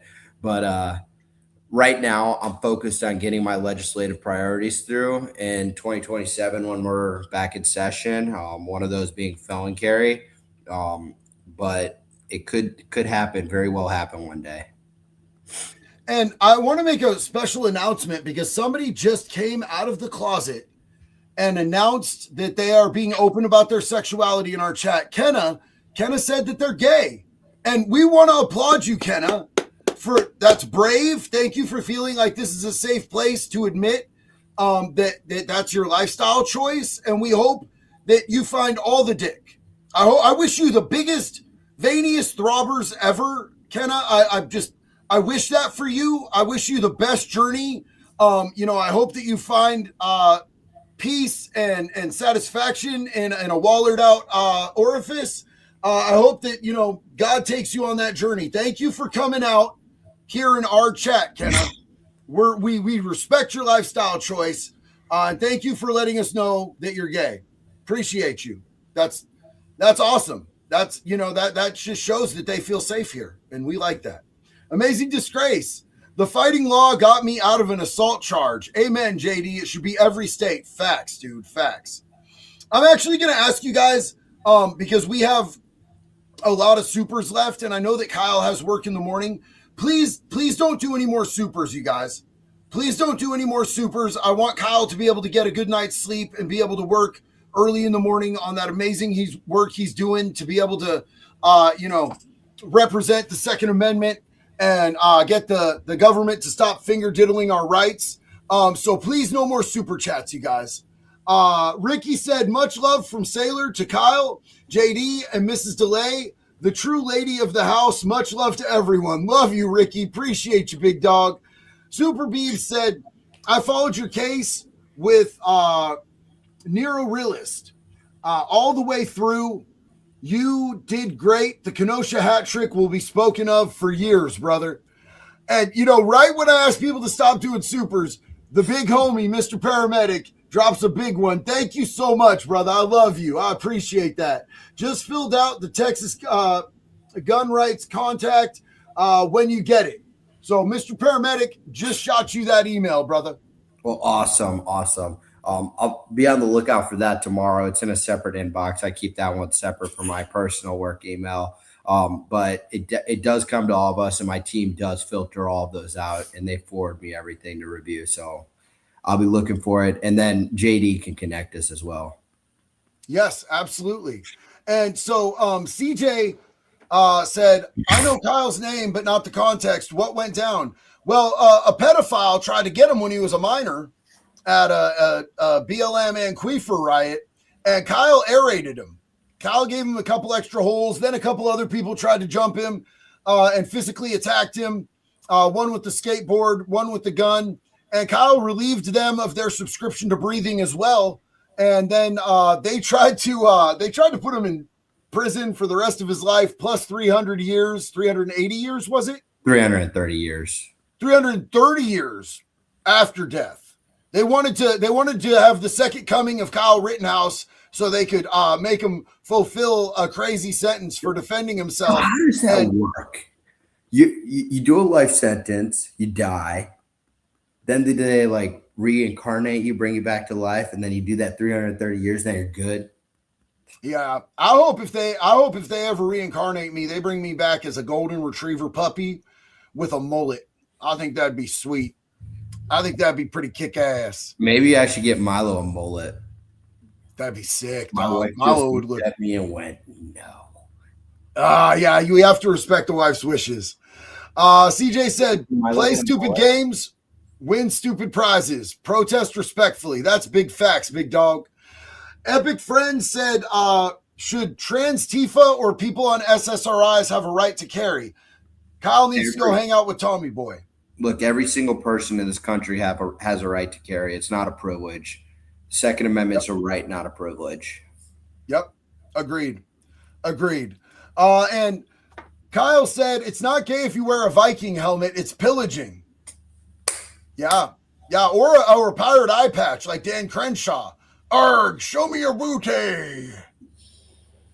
Another gun-grabbing Republican. That's crazy, isn't it? It's crazy. Valo said, I hate how the media is focused on Minnesota right now. Nobody talked about what's happening in Georgia to those kids. Did you see FBI raided the Fulton County courthouse today, or election office today? Did they? Go on I missed that. And look it up. The FBI raided the Fulton County election office today in Georgia. Holy shit, dude. That's lit. So they're actually doing something. That's great to see. They also did a bunch of arrests, including the rice and bananas lady. In fact, this is lit. We'll take a little excursion here. There's a little excursion. And here, hold on one second. I'm going to bring this off screen for half a second, and then we're going to jump back over here because I don't want anybody to see any of my DMs because my friends are crazy and they say crazy things. Where is that? Okay, here. You guys, I want you to see this. This is great. This made me fucking laugh my face off when I saw this. Right here. Add to stage. Here we go. So I'm Somali. I'm proud to be Somali. To me, being Somali isn't just eating bananas with rice. It's a lot. It's like it's an interesting thing. It's very hard to describe what it means to be Somali and what it means to be American, but it's like a cultural fusion. It's kind of like the bananas and rice. And there she is. Not like bananas and rice, but it's sort of like the bananas and rice. Yeah, it's not like bananas and rice at all. It's just sort of like, bananas and rice. I want to watch this real quick. It's very short and very sweet. It's a lot of fun to watch. Here we go. This is probably one of my favorite AI slides.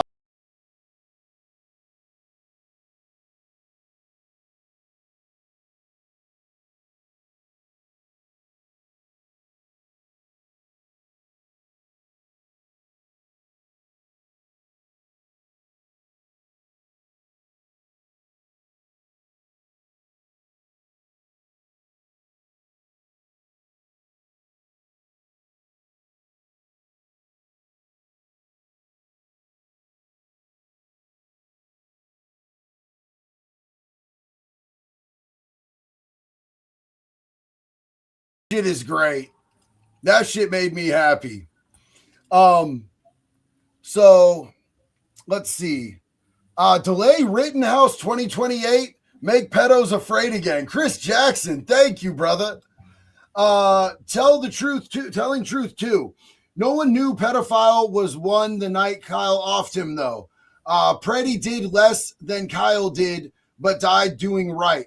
That's effed up. Listen to KR talks nasty the fuck. Did it hurt your feelings? Did it hurt your feelings? You got the big pretty pinkies going on in your pussy gina. Need to get the binky. Need to get the. Oh, Preddy was doing right by assaulting federal law enforcement officers. You know what we should do? We should go riot about it. We should go in the streets and burn down local businesses. Oh, Preddy was such a good guy. Preddy was innocent. Kyle, bad man for defending himself. Minors shouldn't defend themselves when pedophiles attack them. Okay, guy, stay retarded. But hey, thanks for the $5. Mr. Paramedic, I'm a nobody in the YouTube world, but one day I'd like to be like you guys. Man, you are absolutely a somebody in every world, bro. What are you talking about, Mr. Paramedic? Hey, JD, how many subscribers I have? Hey, and I subscribe to Mr. Paramedic, so he has more than you. Right there. JD, I agree you shouldn't need a permit, but the anti-gun crowd creates fuel for me, but not for thee, as it now appears. And if the situation was reversed, the left would celebrate our death. I 1000% know in my heart of hearts. Look what they did on September 10th. Yeah, if I were to get smoked tomorrow, people would be on the internet fucking laughing and celebrating and making fucking crazy, horrific memes. I know that for a fact. I know that for a fact. And to be fair with you, I don't agree with what Preddy was doing. I don't agree with what Good was doing, but I do not agree with the memes either. I think that, celebrating their deaths, it's different than celebrating Charlie Kirk's death, but I don't think it's right to celebrate people's deaths. No, I don't like it. And did Kenna come back and get twatapulted? What happened? They were so gay. Did they say something bad? I thought they just wanted to, let us all know that they're now accepting throat donations. That's crazy. Sun-kissed girl. We need research over the processed plant-based foods and mental health epidemic. And I thought that's what we were getting with Kennedy. I thought that was a huge selling point with me for Kennedy. Listen, man, I really like Kennedy. He's been in recovery for 40 years, still goes to a meeting a day. He's older than dog shit, but the dude is like stacked. Looks greater than me. I haven't, but where's all the shit that I thought he was going to do? I'm not seeing it, bro. We haven't heard shit since Tylenol. You know what I'm saying? And we already knew that about Tylenol. Tylenol already recommended years ago that it's not for pregnant women in anything but very limited doses. Hey, I'm risen with the tism. Nothing wrong with that. No, dude, dead ass. I have multiple kids that are on the spectrum, and they're fucking lit, bro. And Nothing they're wrong based. with it. They're lit and they're based. But I wanted to know, I wanted to see some reforms in food because we get fed shit that's banned in other countries, bro. And then it goes to our kids, and then we wonder why our kids are fat and retarded. It sucks. It sucks. You got to feed them good food. Hey, there's a reason I was fat and retarded for a little bit. I'm still retarded, but I'm not fat anymore. Bro, yeah, no, I was fat and retarded last year, dog. I lost 70 pounds. You know what I'm saying? You look at my videos from a year ago, and I'm like, and hella retarded. I'm still hella retarded. Nothing wrong with that either. Stewie Griffin said, bet you weren't expecting this kind of live, huh, Kyle? Kyle, was this what you expected out of tonight? Oh, bro, I watch your live streams all the time. So I kind of prep myself a little bit. I've been prepping myself for the last 4 years, so I get it. Damon Hughes said, ew, y'all smoked that shit? Yeah, bro, so most of the tobacco that people smoke in prison comes out of somebody's ass. Same as the weed they smoke, same as the heroin they shoot in their veins, the meth that they shoot in their veins or snort. A lot of stuff their ass. Has to do with butts, bro. It's a lot of butt stuff in prison. Trev said years later, JD couldn't sit at my house. That's crazy, bro. That's crazy. Dawn Booze, congrats on the marriage, Kyle. Now make babies. Yo, is that on the menu anytime soon, Kyle? I mean, practice makes perfect, so I think I'm just gonna hold off on that for a little bit. You still practicing? Get more practice in before you go for that. I mean, you always prepare for the Super Bowl by going to practice. So It's fair. That's fair, brother. Recovery Robin. God love you, JD. God bless you. Kyle and Bella, much love to you all. Much respect always. Love you, Recovery Robin. I appreciate that so much, my brother. thank you. New Canaan Guardian said, what would happen to Kyle in prison if he'd have gone? Bro, they would have loved Kyle in prison. I'm going to tell you right now, Kyle would have been a fucking celebrity in prison. Kyle would have been like, they would have thought Kyle was dope as fuck in prison. The white boys would have taken him right here under the wing. He would have been fucking protected. He probably would have come out with some face tattoos. You know what I'm saying? All fucking 280 pounds of pure swole. You know what I'm saying? He definitely had some teardrop tattoos. No, but for real though, like they would have protected Kyle in prison. Kyle would have been a fucking celebrity in there. For real, for real. Pliskin, what's up? I mean, the way he acts, it wouldn't shock me. We are so far behind. I have no idea what we're talking about. So I'm going to assume that you mean Tim Walz eats corn the long way and eats bananas for the shape, not the flavor. Yo, Ty, what's up? Want to try one more time? Just in case, as an ex-Antifa member and somebody who used to hate this guy, I'd love to apologize to his face. You are an American hero. Well, thank you, Build Baby Build. Bro, Ty has such an incredible voice because he knows what it takes to be able to deprogram people that have been stuck in this ideology of insanity. And, one thing that he said to me that stuck to me was that, they don't go after real Nazis. You don't see them going after these, white supremacist, the real white supremacist organizations. They go after people like Charlie Kirk because they know that the Nazis are extremists and they're not going to be able to sway the major population. But somebody like Charlie Kirk challenges their ideals and what they believe in on such a profound level that that's who they feel threatened by. They don't go after fucking the KKK or real Nazis, these Antifas. They go after the people that are actually affecting change, the powerful voices. And Ty has a powerful voice now and needs to be protected, man. That's why they want him dead. That's why they want you dead. That's why they want me dead. Yep, absolutely. Bobby Lynn said yes. Martinez, cool girl. Great to see you here, sis. Love you. Robert Thompson said, tried to get Jake Monroe on. So dope to see Kyle doing good. Love you, JD. I've actually been talking to Jake. Amazing dude. Wonderful takes. Absolutely a fucking powerful, powerful voice out here for sanity. I love Jake, bro. I'm a big Jake fan. The Venomous Walrus here, evening check-in. Oh shit, you got Kyle Ritty on tonight. Fuck, my coworkers hated me for supporting you. I'm still employed. Fuck them. Hell yeah, dog. That's what's up. Hey, well, thank you so much for your support and fuck them. Fuck them. Bugaboo Oddity Art. Love the puppers. Oh, you guys are amazing. Wood Chipper 2028. Love you, Bugaboo. Texas T said, Kyle, you may not agree with my lifestyle, but if you don't mind to try, I would be friends with you and your wife, just like JD. I offer to take y'all to Pinkerton's Barbecue in San Antonio, Texas. They have the best brisket.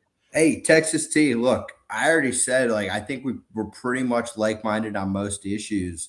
My problem with that is pushing on children. I don't care what people do in their free time behind closed doors or in their private life. As long as you're not throwing it on children or going to drag queen story hours or reading drag books to 6-year-old kids, because I don't even think kids need to be learning about any of that, no matter what sexuality. I don't think we need to teach kids heterosexual sex either. But I'll tell you this, Texas T is violently fucking opposed to that shit, bro. Violently opposed to that shit. She is based as fuck. Yeah, you guys would vibe. Tucson Tropical Trees. What do you think about Nate's take on the shoot? Are you talking about the Preddy shoot? Me and Nate don't really agree on that. But I respect Nate. Wholeheartedly respect Nate. Emma Daisy, good to see you again, Kyle. Big congrats on your wedding. Being petty at Binger is totally warranted. Love you guys. Thank you. Jimmy Hayes. Kyle bummed the PA out with Big Ted. Didn't work out. Love to set something up on a future at a better venue with you boys. And JD will pack the house. Hell yeah, bro. Hell yeah. So I'll dive into that event real quick. So there were like bomb threats against the venue, and the venue ended up canceling on us. The event went on. We ended up doing the event still, but we made it a private closed door invite only event for security reasons. And I'd said, fuck them. Let's do it in the front of the audience. I'm not scared of anything. My wife gave me a little bit of a side eye, which understandable. She wants to have my best interest. But we ended up doing a private event at a private reception, and that speech went great. We had the Purdy brothers there from January 6th. Wade Jennings, his grandson Wade Jennings came and performed. So that was awesome. And it was a great event. Yeah, that's what's up, man. That's what's up. You know, it's getting riskier and riskier to be able to do events for people if you're not a gender neutral retard, bro. It just is. 100%. It just is. Jenny Lynn, great live. Thank you so much, sis. Dave Inspiration.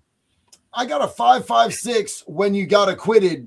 I named it after you. Best impulse buy ever. God bless. Lost it in a boating accident already. That's the best thing to happen to a gun. Those damn boating accidents. You know, I've lost every single one of my guns to a boating accident. It's so unfortunate. It's a gundemic, bro. It's a damn gundemic. Steelers Gal said, do you guys believe ADHD and anxiety people can carry and also on medications? By the way, God bless you guys. Well, I'm going to tell you this right now. For myself, yes, 100%. I'm a Second Amendment absolutist. I don't think there should be any restrictions on it. Like I said, if you're too dangerous to have a gun, you shouldn't be on the streets. And just because you're medicated and you have stuff that helps control you doesn't take away your gun rights. Yeah. Yeah. Mustang, we're not doing any more super chats tonight. Kyle has to work in the morning and I don't want to keep him up too late. Plus his wife, Bella, his amazing wife, has been so patient with us. And she always is. She's always amazing when we're FaceTiming and talking like dudes and shit. Big shout out to Bella for putting up with all this. Bobby Lynn said, help me and others like me get our gun rights back. And we already read this, but I wanted to bring you up on screen. Thank you so much for that big support. Same with Enrique. Thank you so much, bro. Love you. I appreciate you. And, always some extra quesadilla for our homie, bro. The homie needs the quesadilla.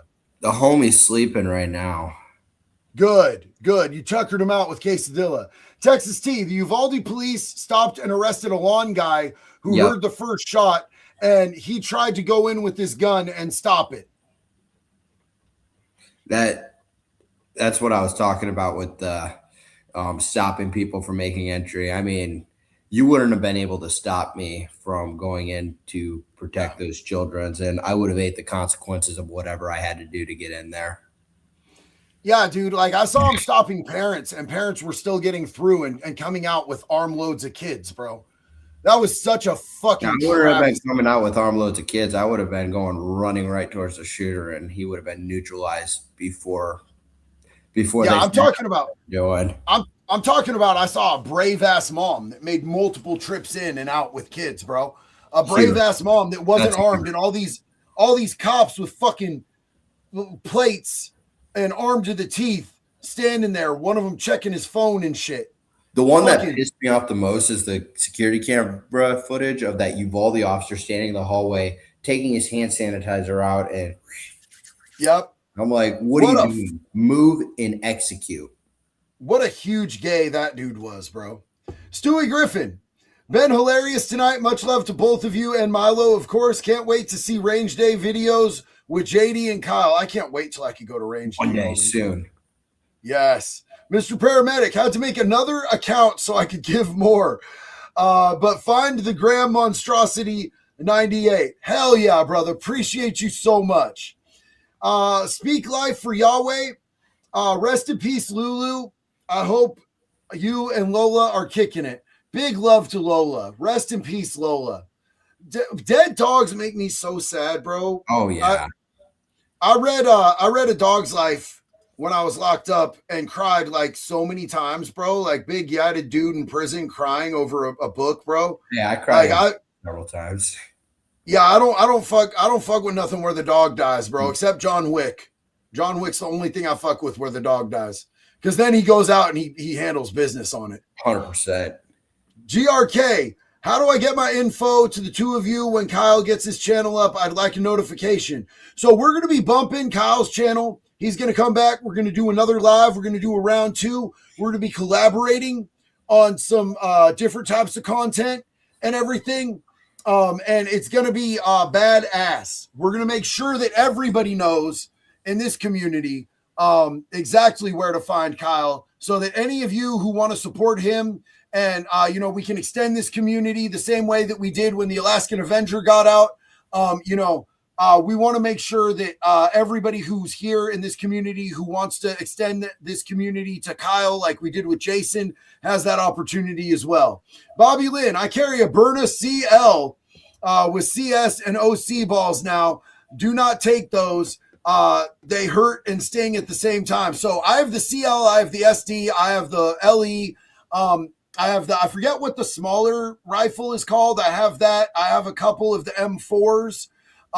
They actually sent me, I love that company, by the way. They even sent me a plate for my a 3A plate for my daughter's backpack. And I'd been supporting them, and then they found out and they sent me a bunch of stuff.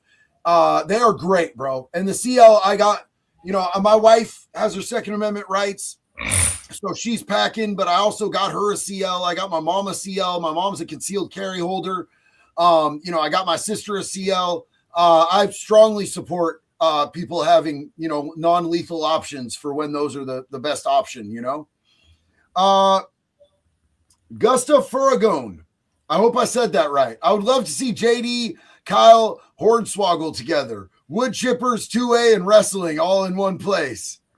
Hell yeah. Absolutely. Hell yeah. Corey Graff, what's up, Bubba? JD, you think President Trump could pardon the dude you talked about? He handled business with his uncle for his sis. I'll gladly send Kyle some Sudsy Bear. Bro, Corey has the hook on the dopest fucking handmade soaps called Sudsy Bear. They're out of Florida. They're out of Volusia County, actually. They're amazing. I'm not sure exactly who you're talking about. The dude talked about he handled business with his uncle for his sis. So if it's state. Oh, no, it's state. Yeah. That's my buddy Earl Carnahan out at OSP.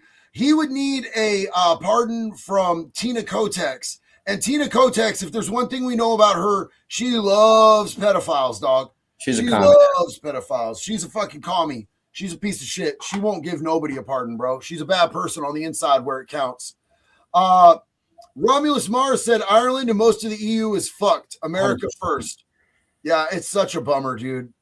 And that's one thing I was talking to, I was talking about Jake Moreau. I was telling him how much I want to go out to Ireland, and he's like, don't. It's not Ireland anymore. You missed the boat. It's not Ireland anymore, man. It's so sad. It's overrun, and it doesn't represent what Ireland used to be, and you'll hate it. And that makes me so sad that I never got to go experience Ireland before it was too late. Hopefully they take their country back, because fuck this shit. Phosphor. Just a reminder that algorithms create environments where radicalization is born. I believe this algorithmic bubble already exists, is already taken the left. Do you believe this played a role in your persecution? Kyle? Sorry, I was reading another. So I'm getting a bunch of X messages as well. So I was reading those. Put that one back on the screen. 100%. I mean, I do believe there are a lot of targeted algorithms and targeted ads, but I also believe it's the people you surround yourself with. It's the things you listen to and the indoctrination that you let happen to you. So, and I want to point something out here. I know that I have friends that I disagree with, and some of them are big YouTubers as well. And people are like, oh, how are you friends with that person who disagrees with you on the, the Preddy shooting and the good, shooting. Dude, I don't want to live in a fucking bubble where everybody affirms my opinions. I want people that challenge my opinion. I want to stay challenged. I want to see other people's opinions. I want to know what other people can bring to the table. I don't always assume that I'm right. So I do everything I can to not create a bubble for myself where, you know, everybody has the same viewpoint, because then I think it's bad if you're doing it on the left, the right, the middle. I think that I want to get opinions from people from all across the spectrum. That's why when I go out to, you know, things like protests and Antifa rallies and shit like that, I offer them a microphone and I'm like, hey, tell me what's going on. You know, you guys saw that when I interviewed Chandler. I actually have more middle ground with Chandler, the head of the Antifa retards out there, than I thought that I was going to. We both agreed on certain things that we hate about the government. Do we agree about everything? Absolutely the fuck not. Do we agree on their tactics? Definitely not. But I don't want to be somebody who is surrounded by people who don't challenge me, man. Andrew said, I love your work with wood chipper Americans, Kyle. Hell yeah. Hell yeah. Cypher Zero Actual said, people forget that Kyle was just a kid when it all happened. I never forget that. I never forget that. And not just when that incident happened, but when they ran him through the legal process, because of they used him as a political fucking ploy. And they used him across the board. And it was wrong to do to a kid, man. But look at Cypher Zero Actual's profile picture real quick, Kyle. Oh, you're good boys. That's a beautiful, beautiful lab. Yeah. Mustang, thank you so much. Starvos. Hey, JD, God bless you and Kyle. You are strong, smart, articulate, and mature at a young age, dealing with a corrupt DA. I hope you heal all the way. And, whoa, it did it twice. Hell yeah. Appreciate you, Starvos. Big love, man. Ricky said, dude, douchebaggery has a profile. Wade Wilson, Wes Watson, both touches 2 W's. Got to be a Matrix glitch. I agree. I don't know if you guys have watched. I know that Jumpsuit Pablo was in here earlier and he had to cut to bed. But if you guys go out and watch the Amazon Wade Wilson, there's a 3-part documentary, and Jumpsuit Pablo is amazing in that 3rd episode. That whole thing was really well done. And it really, even though I'm educated as hell on the case, it shed a lot of light on things for me.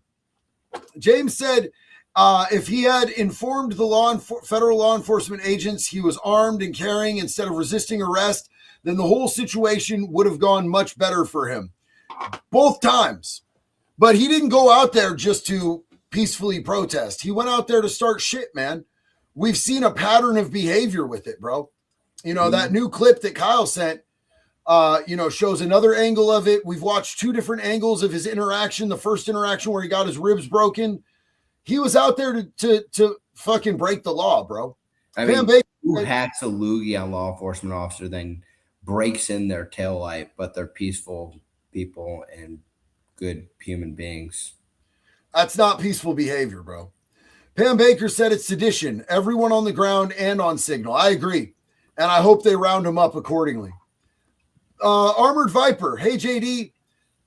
I'm an Aussie veteran. Would love to interview you both and Kyle about stand your ground castle laws. We have a crime epidemic in Northern Australia at the moment. Maybe you guys can talk some sense into my fellow countrymen. What do we got there? Former First Lady Michelle Obama suffered minor injuries after falling in snow. She got frostbite on her foreskin. I hate that. So Armored Viper, big love to you, man. I appreciate you. Even though your service was for Australia, man, thank you for your service. Thank you for being that dude. Huge love and respect to you and all of our friends out there in Australia.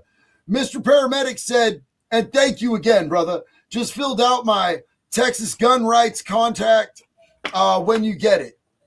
Thank you. Dark said, nope, no sleep for you. Kidding, get some rest. Trev said, Kyle just filled out a message on your site. If possible, I could still get in touch through JD, but either way works for us at Roll the Bones Podcast. Thanks, fam. Awesome. Thank you, Trev. God bless you. Right Wing Gun Nut, what's up, bro? Kyle, I've been your largest supporter and defender. Thank you for taking out the trash. Love you, JD. Love you, Right Wing Gun Nut, man. Spen said, dude, thank you for using your platform for civil and logical dialogue. It's exhausting to see people blindly follow any side. Hope that cooler heads prevail in the end. We need more moderate people. I absolutely agree with you on that, man. I absolutely agree with you on that. I do not want to see violence in our streets amongst Americans. I think that any loss of American blood is a tragedy, even if they put forth the energy to make that happen, unless they're a wood chipper American. If they're a pedophile, I do not care at all. Valerie Robinson, what is up, sis? Hey, Kyle, was just talking about you earlier, wondering how you've been. Glad to see you are doing well. Congrats. She's a beautiful bride. Take care. Did you hear that, Bella? Thank you. I think she wants to show the audience something. Hold on. Yeah, that is sick. That is sick. Austin gave that to you?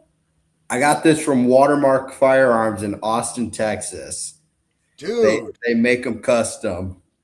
that makes me want to have my wife go out and buy one of their guns. I have some cool ones. Yeah. 100%. Texas T, T said, I'm going to be on the lookout for that. yeah, excellent. So she included her YouTube name as well. Roman Wolf Gaming said, Kyle, does pineapple belong on pizza? This is a heated debate in this community. Only Hungry Howie's with extra Cajun, garlic butter, and you get that spice and sweetness mixed in, topped with a crap ton of bacon. That's the only acceptable place. It has to be sweet and spicy. Bro, I'm butthurt that you just said that. That shit made that shit put sand in my vagina. We don't have Hungry Howie's out here in Oregon, and I hate it. I Don't have love Hungry Howie's out here. It's a Florida thing, and my wife is judging me that she loves Hungry Howie's. She loves her pizza. There's one like 45 minutes away, actually. Don't dox us. Bobby Lynn said, God gave us dogs to show us unconditional love. Don't grieve for their loss, but be grateful that we had them. Bobby Lynn, I love you. Mm-hmm. I love you, fam. Doreen said, I met Kyle in Antioch when I managed the haunted asylum haunted house maybe 10 years ago or so. Glad to see you here. With good old Tyler and Zane throwing me in the banana suit. Yeah, you remember. That's sick, bro. Hell yeah. How can I forget? That was actually after the first time I saved a dude's life at the pool we worked at, and like a week later. And I was good. Two of my good friends, I'm still really close with both of them. My buddy's ex-girlfriend used to work at the haunted house, and she's now a raging left-wing liberal, indoctrinated, pushes the trans stuff on children type deal. Terrible, terrible person now. Used to be a really sweet girl. Now she's a boy. But they took me to this haunted house and they put me in a banana suit and made me walk through it. Nice, dude. Nice. Prince of the Cats. Kyle, after all you've been through, are you still able to carry a gun? I'm looking at 2 right now. Yeah. Yeah. No, Kyle is very much practicing all of his constitutional rights at all times. At all times. We can't show your pink glittery one, unfortunately. YouTube will shut us down. Yeah, no guns on live streams. You could get away with it in pre-recorded content, but live streams, they're concerned that you're going to end yourself or somebody else. Mark, what's up, Marky Mark? Marine Corps veteran here. JD for President 2028, President Woodchipper. Dude, thank you for your service. I love you. I appreciate you. Go Marines. Hell yeah. Roman Wolf Gaming said, to be clear, if Hungry Howie's didn't exist, it doesn't. So he wants to know, because this is a heated debate, say Hungry Howie's doesn't exist. Does pineapple belong on pizza? No. Absolutely. Absolutely not. Whoa. Bro, Unless there's things we can agree to disagree on. Sweet and spicy pizza. So it has to be like Cajun spicy, like Louisiana Cajun style pizza with pineapple on it for it to be okay. And I'm definitely sleeping on the couch tonight based on my wife's reaction. So thanks for this war, Roman Wolf Gaming. Yeah, dude. Like I don't know that we could be homies anymore after that, bro. That's crazy as fuck. I mean, you could say slurs on here and I'd be cool with it, but talking shit. Wait, I can say what we talked about before. No. Oh, shit. On to the next. Big Dave K. Kyle, what made you move to Texas? Good move. I thought you lived in Illinois, or am I delusional? JD, why aren't you moving to Texas? On my We're own working behalf, on it. I live in the state of Oregon because that's where my parents are. My parents don't have a lot of years left on the planet, and I'm going to spend every day with them that I possibly can. Amen. That's what God has compelled me to do. And they took care of me when I couldn't take care of myself and when I had given up on myself. So now it's my turn to take care of them as they walk out into their twilight years. Plus, I just love them. I want to be with them as much as I can, and I can't convince them to move to Texas as much as they actually want to. So it is what it is. But let's get Kyle's. Well, I moved to Texas because I wanted to escape the communism. I know I vote in favor with Texas, and I know that I can make a real political change here in the state. And this is where my family is. The people I consider my family are my dad, who is the president of Texas Gun Rights, Chris McNutt. It's like a dad to me. His wife is like a mom. They're like my family. I don't have much real family, and they're my chosen people. I work for them. I'm the second in command here. This is the only real career I've ever had. I left for a little bit, but I ended up coming back. I lived in the great state of Florida, but it wasn't for me. Texas is where home is, and Texas is where home will always be. Yeah. Yeah. Now, I personally, I've said it before, I'll say it again. I love me some Florida, but I love me some Texas too. So, you guys, that is the end of the supers. We've kept Kyle up way past his bedtime. We have kept Bella up way too late. Thank you so much for joining us, Kyle. Like I said, we're going to be doing another live soon when Kyle has his YouTube channel started, so that we're going to be able to let you guys know exactly where to find Kyle. We're going to continue to collaborate on not just content, but also, being able to work on helping everybody have their God-given constitutional rights in this country and to stand up for what's right in this country. And just to, push a positive message and build a bigger, better community. So I love y'all. Thank you for riding out with us. Kyle, do you want to tell the people anything before we jump off? Hey, you have one of the best audiences I have ever seen. Everyone who put those super chats in on behalf of JD, thank you so much. Thank you again for having me on, JD. JD has officially broken the record on the longest podcast I've done by about 2.5 hours. So I'm honored to have spent this time with JD. I'm sure he's done talking to me for about 3 days after this now. He's like, get this kid off my live stream. But no, in all seriousness, thank you so much for having me, and thank you for allowing me to share my story and share my opinions. And you guys are going to see us doing more collaboration soon. We are going to be bringing you all sorts of cool shit here in the future. So we're going to let you know where you can sub to Kyle next week. And we have your commitment on that, right? You're going to have a YouTube channel up next week? I'm going to have a YouTube channel up next week, and then we're going to get a date, and we're going to collab. And JD's going to be the first person I hop on a live with. Raise hell and praise Dale, brother. Let's get it on. All right, you guys. So until the next one, it's always one love, baby. Be good or be good at it.